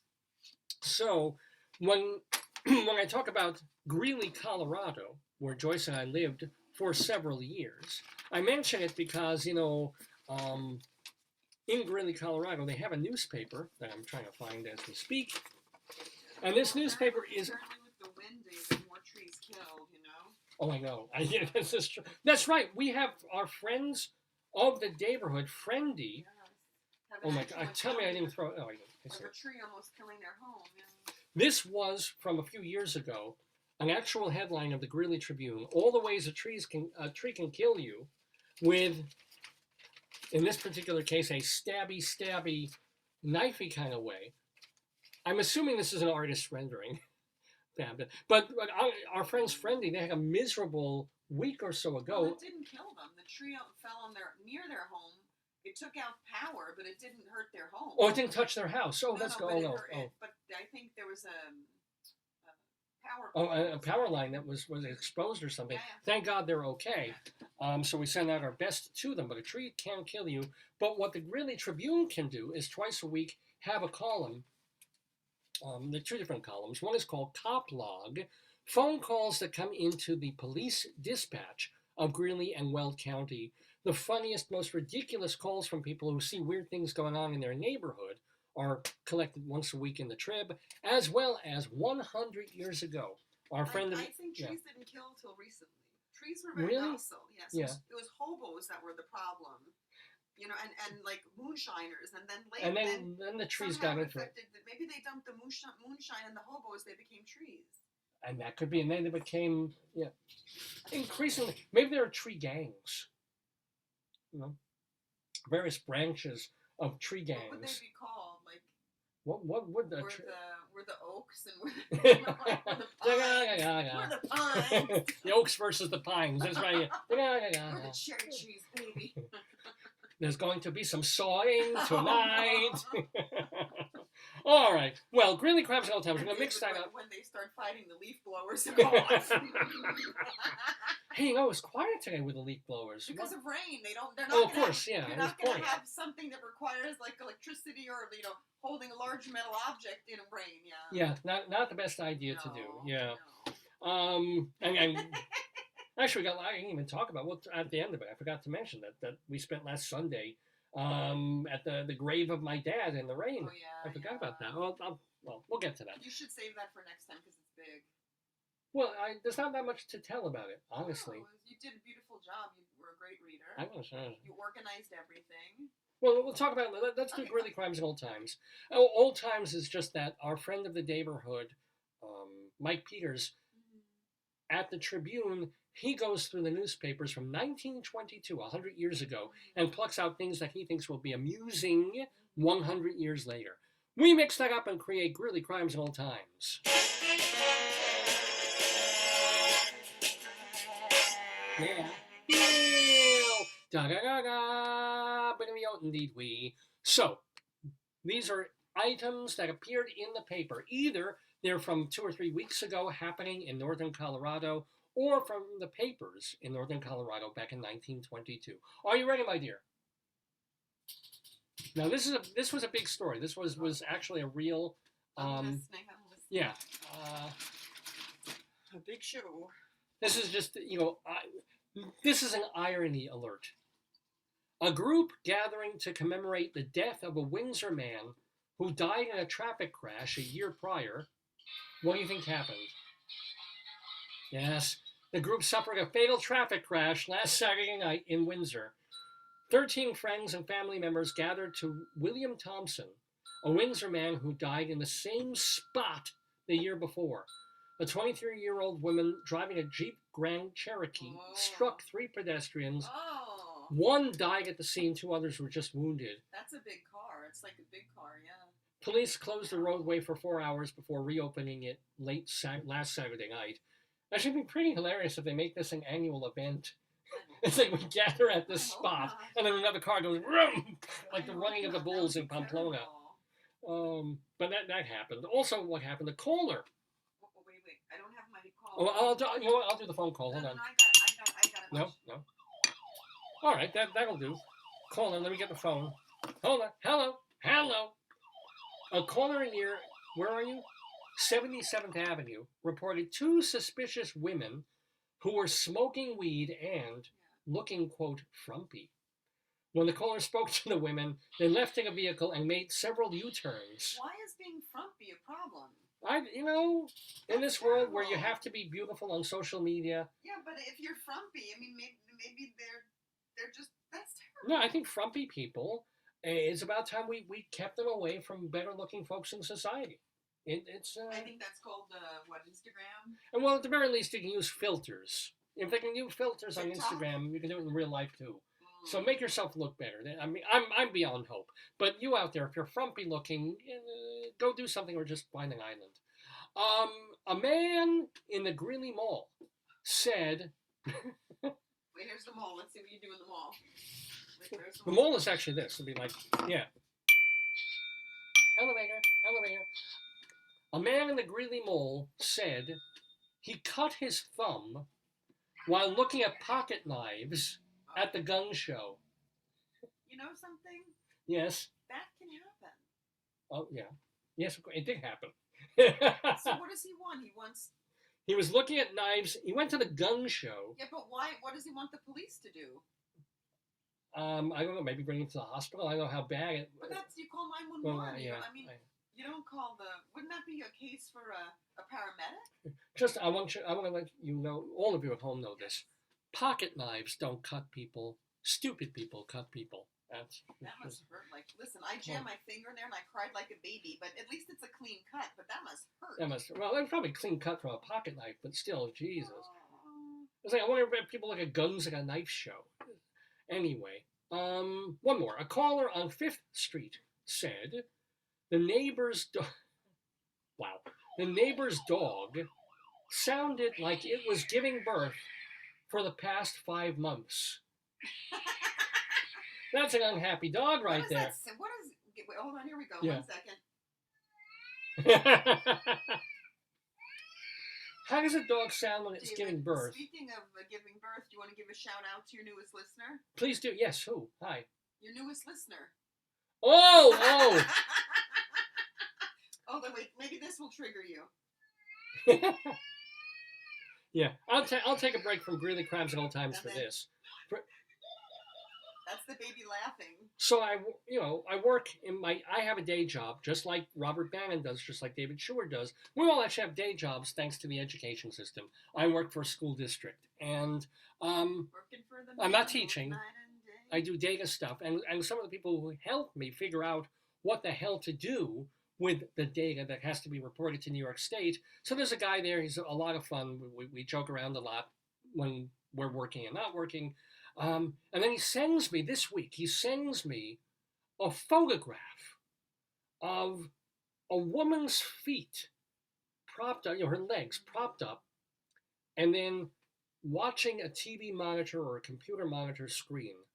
And on that monitor is a picture, a screenshot actually, taken from an old episode of Dave's Gone By, not that old, where Connie Congdon was the guest, and she was playing the Today Yesterday quiz alongside David Sheward, Leslie Hoban Blake, with me moderating.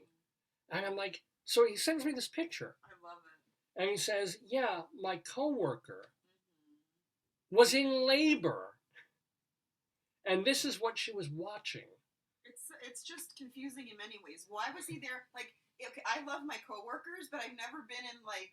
I went with the coworker once when she went to urgent care. Right. But I never went to a coworker when they were in labor. This woman was literally They're physically really pushing good coworkers. a baby out of her hoo-hoo. And rather than watching calming videos of waterfalls or Yeah, but Lamaze she could things, curse at you. Get out that pain. that, Yeah. that must be. She wanted something so irritating and so miserable, something that would make her go like, "Come on, get out of here, you fucking kid! Get going!" So congratulations. Or maybe she laughed so hard that it pushed. That's helped it. the baby. That's it. She loved the show so much. Went, ha, ha, ha. Yeah, shot against the wall. Baby is healthy and happy, thank God. But goodness. of all the viewers, of all the folks, you never know. It really is true. You Yeah. never know. If you're doing a radio show, if you're doing a podcast thing, you think, oh, only a few people are watching here and there and nobody knows about it. And then suddenly, like, a woman sitting in a hospital room having a baby is watching this stupidity. It kind of makes me proud. Kind of. And look, my eyebrow. What is with this eyebrow?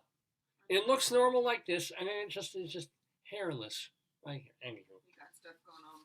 More Greeley Crimes and Old Times, ladies and gentlemen. How about this one? Let's do some old-timey things. These were things in the paper back in 1922 for reals. Here's an editorial note from what was then called the Greeley Tribune Republican.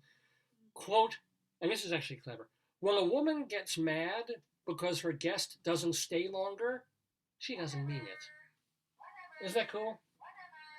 But it's like, oh, you don't really have to go. It's As like, my grandmother would say, here's your hat and coat. What's your hurry?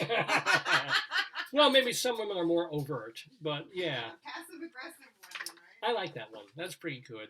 But this is actually a news item from 1922. A 16-year-old boy was arrested after he tried to break into the vault of the Metropolitan State Bank at 4 o'clock in the morning. Wow. He was using nitroglycerin to Oh my blast the God. walls of the Oh vault, my God. but the explosions frightened him and he ran away. Well, there you go. He was arrested later in the morning. Crime does not pay, right? I guess, well, they found him somehow. That's But the deal. is this one thing to like get injured? But you just heard the boom and ran. Probably because I if would you're the be neighborhood scared heard the too. boom. I would be scared too. I mean, come on. Yeah. Anyway, where's my other page of this? I don't know, honey. Oh, here it is. I have some other old time stuff here. Now, I don't know if you knew this. I don't think this is a good idea. I'm sure it works. I still would not do it. This was from the papers 100 years ago. To remove grease Oh God. from your wallpaper, Yeah. soak a cloth in high-grade gasoline Yes. and press it against the Yes. wallpaper for Of course. a minute. Of course. flowers and then get ye old husband with the ye old pipe. And you want to do this repeatedly because a single application will only remove part of the grease. Oh my god. And of course, if you're doing this late night, you can't see well. You might want to light a Have match. lantern. No, bring a candle. Bring a can. Yes, yes. Bring a Roman candle. Bring a starter pistol. Would you even? I mean, No, but they use gasoline for like cleaning. yeah, I know. I don't feel like arsenic, gasoline, like things that could kill you or things that are flammable. Unless you really need it, why use it? Why You know, yeah. you can if you can find like Other a ways to solution that remove is not, wallpaper. Yeah. You know, we look at all these houses online on Zillow and things like that, and every time we see wallpaper, I know you wish it weren't there. You're not a Yeah. wallpaper person. Yeah. Me, no. I depends on the wallpaper, but sometimes I'm into it, and sometimes I'm like, I would not use gasoline. I would get some kind of. We used to get a thing like you scrub the wall and it takes it off. I would They rather work? Yeah. yeah, oh okay. Why would you use gasoline? I don't. Back in the day, I don't know.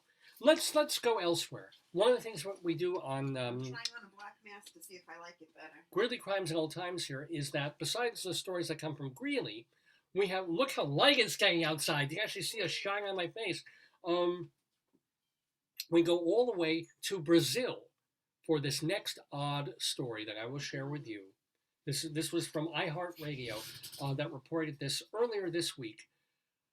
Brazilian superstar Polka. If I haven't heard of her, is she really a superstar? I think so. Brazilian superstar Polka learned an important Polka or polka? P-O-C-A-H. Pocha? Polka, or maybe I pronounce it differently. Pocha? No, not pork chop. Polka. I didn't say pork chop. She learned an important biological Nemesis lesson of lamb chop. last week, one that she is sharing with her 15 million Instagram followers. So that's only a few more million than I have.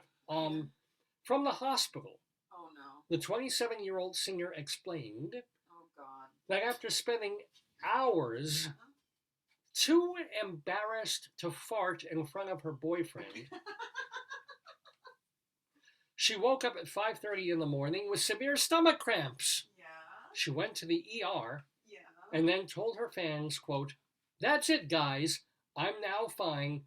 Just an accumulation of trapped farts," unquote. Wow. She went on to urge her followers to pass their gas, saying, quote, "Girls, don't be ashamed to fart in front of your guy. What's really embarrassing is not letting your guy sleep because you're in discomfort, going to the hospital with your guy, and the diagnosis is being, quote, trapped farts." Is that a real medical diagnosis? Wow. Trapped farts. Well, trap a fart is no, she's probably charged her $3,000 for the Sounds night. like a band, we're the trap The farts. And she added, quote, in a postscript, "From now on, I'm letting them rip, guys." Oh, Polka, who has been performing for 10 Why years, would she go in the bathroom and do it? she blamed her poor decision-making on a TikTok thread that suggested she ignore stomach pains. What? So this woman is taking medical advice Oh, there you go. from TikTok videos. That's what my friend Natalie and I used to call the Google doctor. Like, yeah. It's not even WebMD. This is a TikTok thread saying you can hold your fart. You can surf on top of a subway car from car to car. It's like, now, maybe you can guess this. Apparently, allegedly, Yeah. unless they've eaten a tacos y mas, Yeah. the average person farts how many times a day? 40? No, 10? 14. That's not bad. That is, okay, 14, like once every other hour or so, something You like that. fart about 100. When you're sleeping, you fart more than that. Holding in gas could lead to a buildup of pressure which causes discomfort, and the gas will eventually come out in an uncontrollable fart. So, folks, you're right. She's right. Let him. I don't even hold in my poops. So there you go. That's beautiful. Isn't it? Isn't it? So, ladies and gentlemen, let's do one or two more crimes and old times and move on with the rest of the program here. Because remember, honey, I need the I know. thing at one. I know. A woman on 8th Avenue reported something was harassing her dog. What do you think that something was, dear? Space Ghost? Well, you're in sort of the right territory. Sort of. We people? No, not we people. We people are the, you know what the Irish say are like leprechauns. and Yes! spirits and sprites. But no, it's not the we people. Not we What great people? guess that was. No. That's close.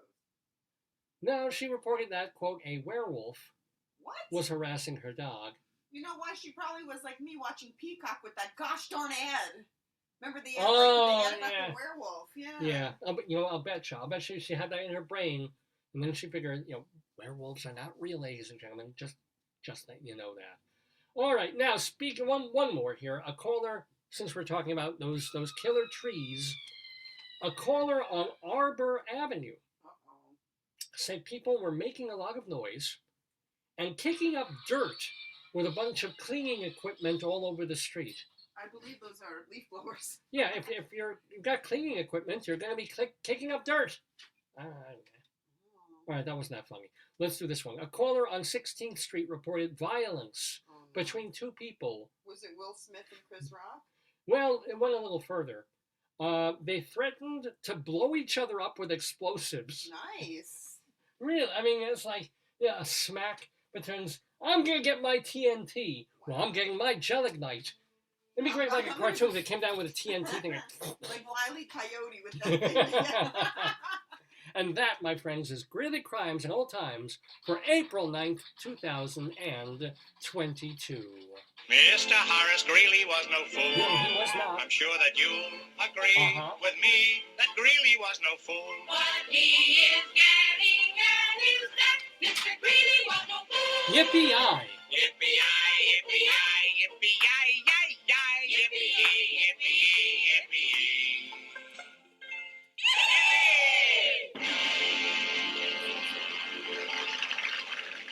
Oh, ladies and gentlemen, you're watching Dave's Gone By with me, Dave Lefkowitz, on this April 9th, 2022, our 845th episodes. That really means we've done 844 previous V's. So, in that time, we've had wonderful, marvelous guests, just like we've had Robert Bannon today in the neighborhood. Go see him on April 16th. He will be at the Green Room 42 singing songs from his new album. It's called Unfinished Business. Go to robertbannon.com. Thank him so much for being in the neighborhood. Thank you to Angela Yes, Thomas really great guest. Yeah. for setting that interview up. Thank you to Rabbi Sal Solomon for doing the interview. Rabbi Sal has his website, shalomdammit.com, shalom, D-A-M-M-I-T, shalomdammit.com. That is the place you can watch his interviews, a place you can read his rabbinical reflections, and watch an early version of his stage show, Shalom Dammit, an evening with Rabbi Sal Solomon. It's all there at shalomdammit.com. He also has a Twitter feed, which is at Rabbi Sal Solomon.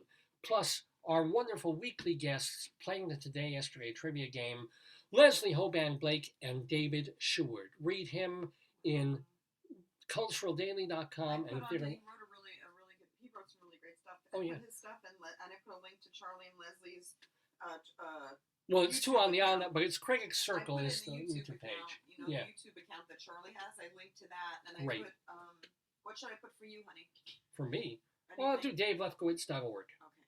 One should promote that one. Put that. But I also want to promote folks who've been on this program long ago, maybe 20 years ago, maybe 14 or 3 years ago, because they're still doing stuff even having or after having been on the program. That's why we do this weekly segment, The Friends of the Neighborhood.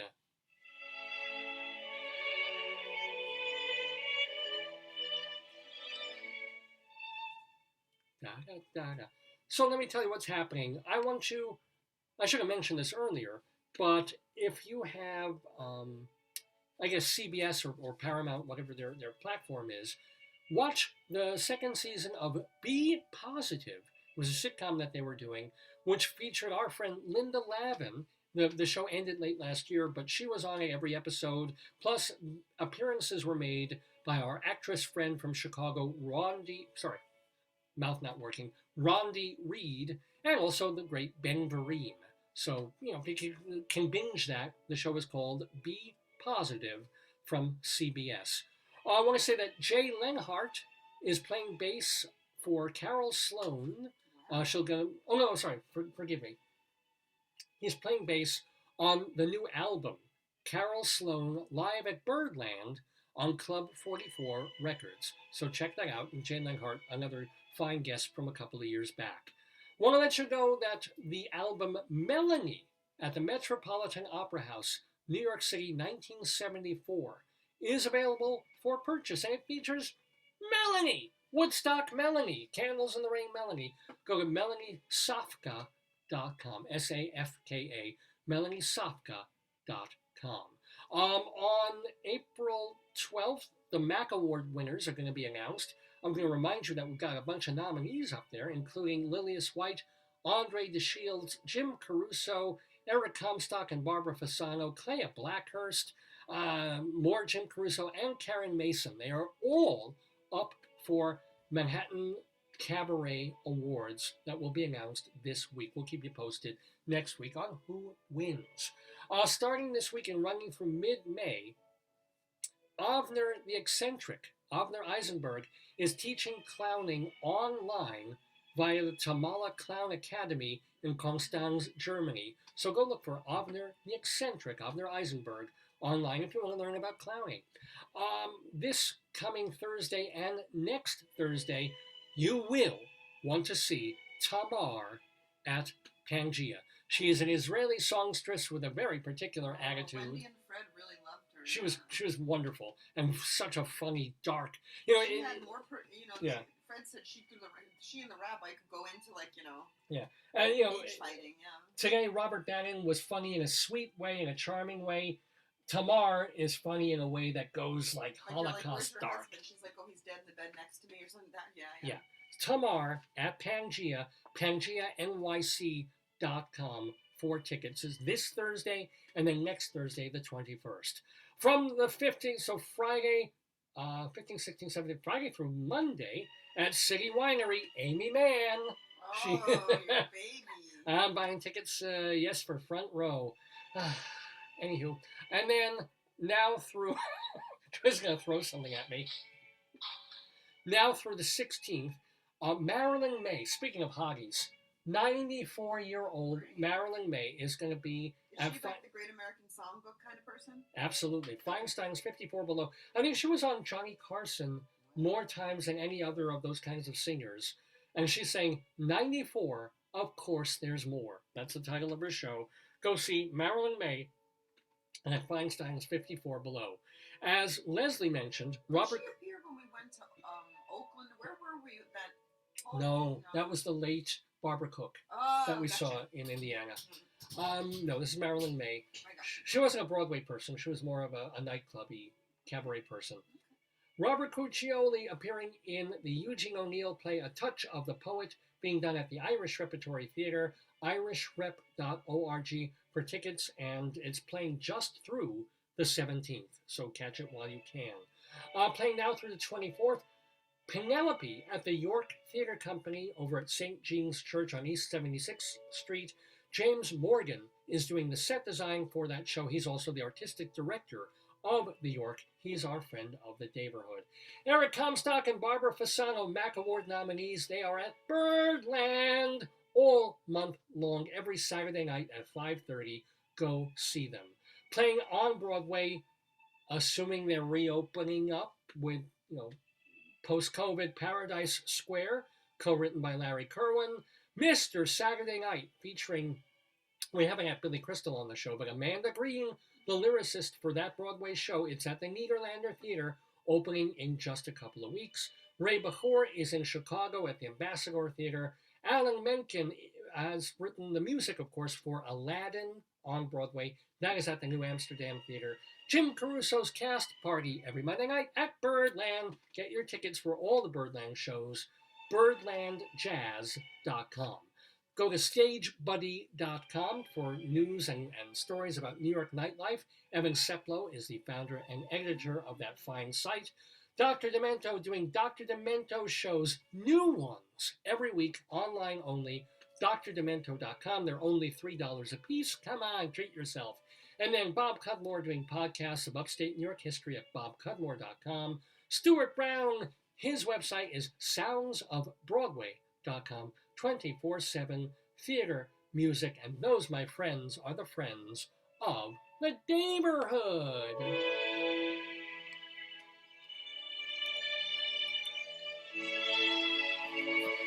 Speaking of being born, look, behold, in the mail this week,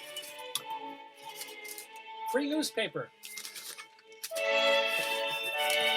a free bag, and another birth while watching Dave's Gone By.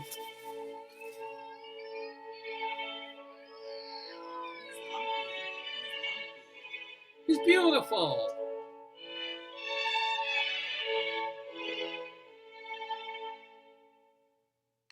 Yes, a new potato came. Oh my God! Yeah, he's a little bit. He's a Friday potato.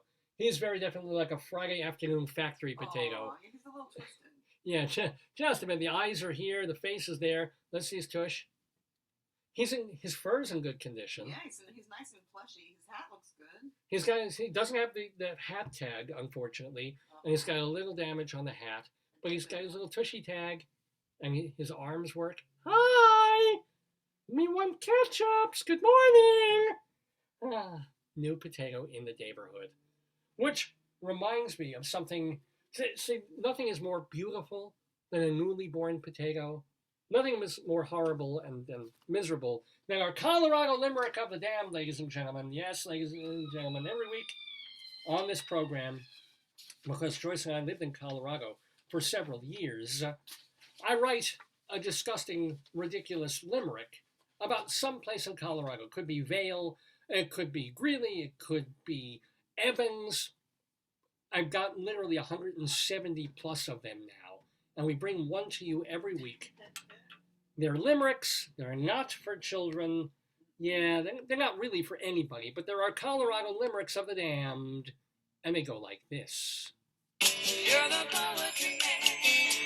A limerick is a comic verse of 5 lines, in which lines 1, 2, and 5 will end with words that rhyme.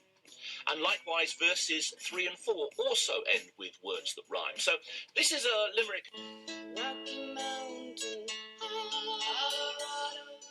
Oh, thank you, Christine Lavin, for that. Yes, Rocky Mountain High we get with a limerick, a 5-line poem about a place in Colorado. And this week, we go to Towaoc, Colorado. It's an Indian name. It's Towaoc, Towaoc, Colorado. It's an unincorporated town southeast. It is literally the most southeastern town in all of Colorado. It's like just nudging to the west. It's east of the sacred eastern Ute Mountain. So the Ute Indians have a casino there. They've got a whole bunch of tribal things going on there. In fact, 45% of the population in Towaoc speak Colorado River Numic language, which is Aztec-based. And it has a Ute tribal park there. So, you know, I guess they must have a Ute center also. I think they have a lot of youth.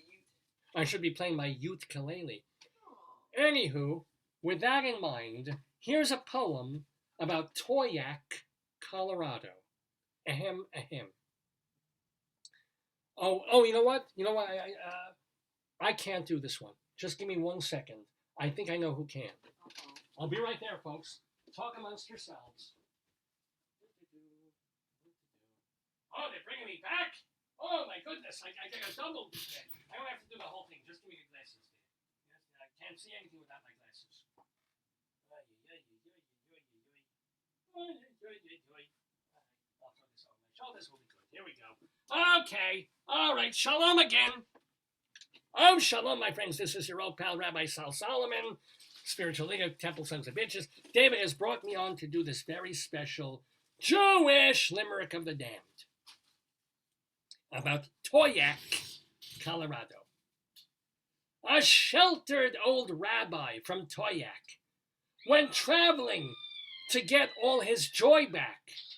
He stopped in Uganda and said, "What a shanda! Hashem has turned every last goy black." Yeah, you don't like that. If you don't like it, write to Dave. Dave's gone by at AOL.com. Dave's gone by at AOL.com. Also, you can write to me, Shalom Dammit at AOL.com. Check out my website, ShalomDammit.com. Check out my Twitter feed at Rabbi Sal Solomon. Check out my blisters on my foot. It's hurting. If you're a doctor out there, I just appreciate the help. Anyway, I'm going away. Here's Dave. Thank you so much, Rabbi Sal Solomon. Really appreciate your helping me out there. And again, please do check out Sal's site. It's pretty great. And I would love for, as I was talking about people doing my plays, go watch Rabbi Sal's solo show with music featuring Richard Shore. The Shalom Dammit, an evening with him at his website, shalomdammit.com. We want to bring that off Broadway post-COVID, if there's ever a post-COVID, sometime this year or next. We'll see. We'll see what happens. Anyway, you've been watching the Dave's Gone By Facebookio, Podcastio, Programmio of the stream. Thanks so much to all the folks who helped with this. To David Sheward, to Leslie Hoban Blake, to Robert Bannon, to Angela Thomas for setting up the Robert Bannon interview, to Rabbi Sal Solomon, and to my darling and adorable wife, Joyce. So next, let me share one thing while Joyce is out of the room. She has seen this. This is kind of great, and then we'll go out on this because we have to go out on this. Where's my share screen? Do I have a share screen? Where the hell's my share screen? No, I don't want to stop the live stream. Am I missing something? Oh, there it is. Okay, let's do it. So, I should talk more to set this up. But here's the deal. There's my roll of die. So now you see the inner workings of the show. I go to, very often on Saturdays after the show, we go get some food at a local place called Pantano's. And, they're kind of a bigger version of a diner. I'm just going to show the Pantano's picture because it's so magnificent. Do you have it on your... That's why I'm sharing my screen as we speak. So, Pantano's. Yeah. I mean, here, I'll show this picture of Robert Bannon while I'm talking, and then I'll put up the Pantano's picture. There you go. There he is. So, and Pantano's has really good burgers, cheeseburgers, stuff like that. And tons. It's also got a menu the size of the Mexican place, and omelets and breakfast food all day long and that kind of thing. And they have shirts. They have really nice T-shirts that all the staff there wear that say Pantano's, and they're all a little different. And the logo for Pantano's is a circle with the letter P in the middle of it. Okay, so one of the shirts that they have is honoring like the workers, the folks who, as soon as the pandemic hit in March and April and May of 2020, were out there while the rest of us were sheltering, while the rest of us weren't doing anything. We were counting on, those emergency service people and the people who went out there. Our heroes. And helped. The heroes Yes. of the pandemic. Yeah. So these people, couple of the guys at Pantano's restaurant, they made up Wait, T-shirts. that's not the picture you want. No, I'm showing this before. Okay. They wanted to put on the T-shirt a way to honor these heroes of the pandemic. And it's also got the Pantano's logo on it. So I asked the guy to turn around so I could take a picture of him, telling him, "Oh, I love this shirt. I think it's so nice that you're honoring these pandemic heroes." And not telling him what I notice when I see these people wear these shirts, that they may not be showing exactly what they think they're showing when they talk about these heroes being honored by Pantano's. So he did. I took a picture of the shirt. It's a little blurry, but it totally came out. So this is what you see, actually, and I'll make it very big. Thank you, healthcare herpes. You can't see it, dude. Yes, you can. Yes, you can. I'm sorry, it's a little blurry. I was so excited they can let me take this shot. I know they wanted to say heroes, but the idea that it's got these medical things and healthcare, and the fact that the letter P makes it look like herpes is quite marvelous. Well, but their P's also in the O and U. Yeah, I kind of disregard that part. Good, but I mean, can you see that? Will you have noticed that, or am I just being? I think you're a very sick person. Thank you, healthcare herpes. Anywho, let me stop sharing so I can get back and end this program. It's the 845th episode of Dave's Gone By. We'll be back next week, April 16th, with the 846th episode of the show. We spent like 3 weeks approaching, trying to get this musician on, and they were just stalling us, and no one hearing from them. And then, like last minute, 2 days ago, oh no, we can't do it. So, to him and to his people, for keeping us on a leash. But we'll figure out who we'll have on the April 16th episode of Dave's Gone By. It will be from 9 until noon or thereabouts next Saturday morning. Until then, so I want to give a shout out to my dad, who is being kept very nicely at New Montefiore Cemetery. We went to see him last Sunday afternoon. We did a little ceremony for him of the unveiling of his headstone. It looks really, really nice. So they're doing, we're certainly paying for it, but they did a nice perpetual care job of Dad's stone. Not really much to say, except it rained and we took a car, and I got the time wrong for the car, but it worked out. Yeah, everything worked out. Listen, as I said, your dad was always late.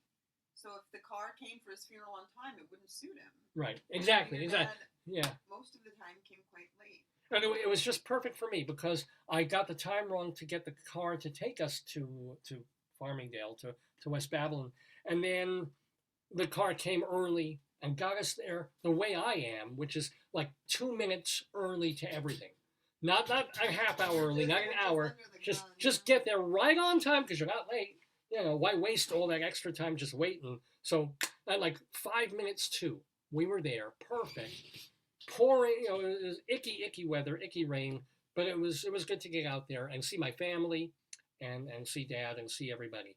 So, now, as I said, there wasn't a story to tell. It was just, that's what we did last Sunday. It was go a out there. miracle that nobody got lost, you know.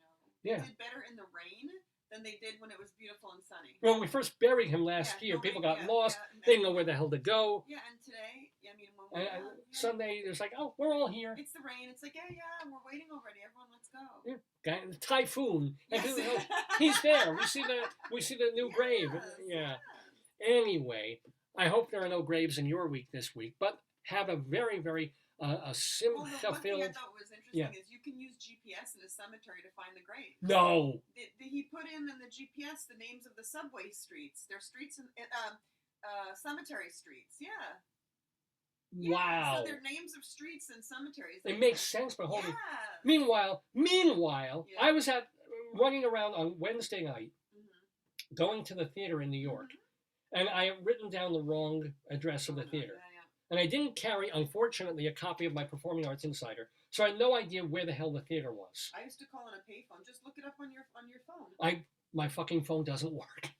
My phone is a piece of garbage. You It just You no could've- signal, you could've won't called me find. and I would have looked it up. That's I what my mom will do. She'll say, "Can you just Yeah. double check the hours?" And Yeah, I ended up running all the way up to 47th Street to the tickets booth and going to a guy and saying, please tell me, I'm not buying, I have a ticket, tell me where the theater is.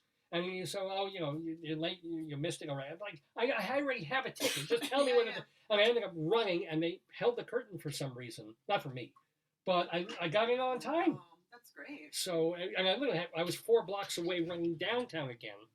So, a GPS will work for finding a grave in a Yes. cemetery, but my GPS can't find the fucking Helen Hayes Theater. I know. Anywho, Right. but I'm not mad. Yeah. I'll see you next Saturday, April 16th, 2022, for the 846th episode of Dave's Gone By. Happy Passover to all. Happy almost Easter to some of you as well. And happy springtime, happy weather out there finally.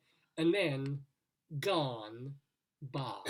Days gone by.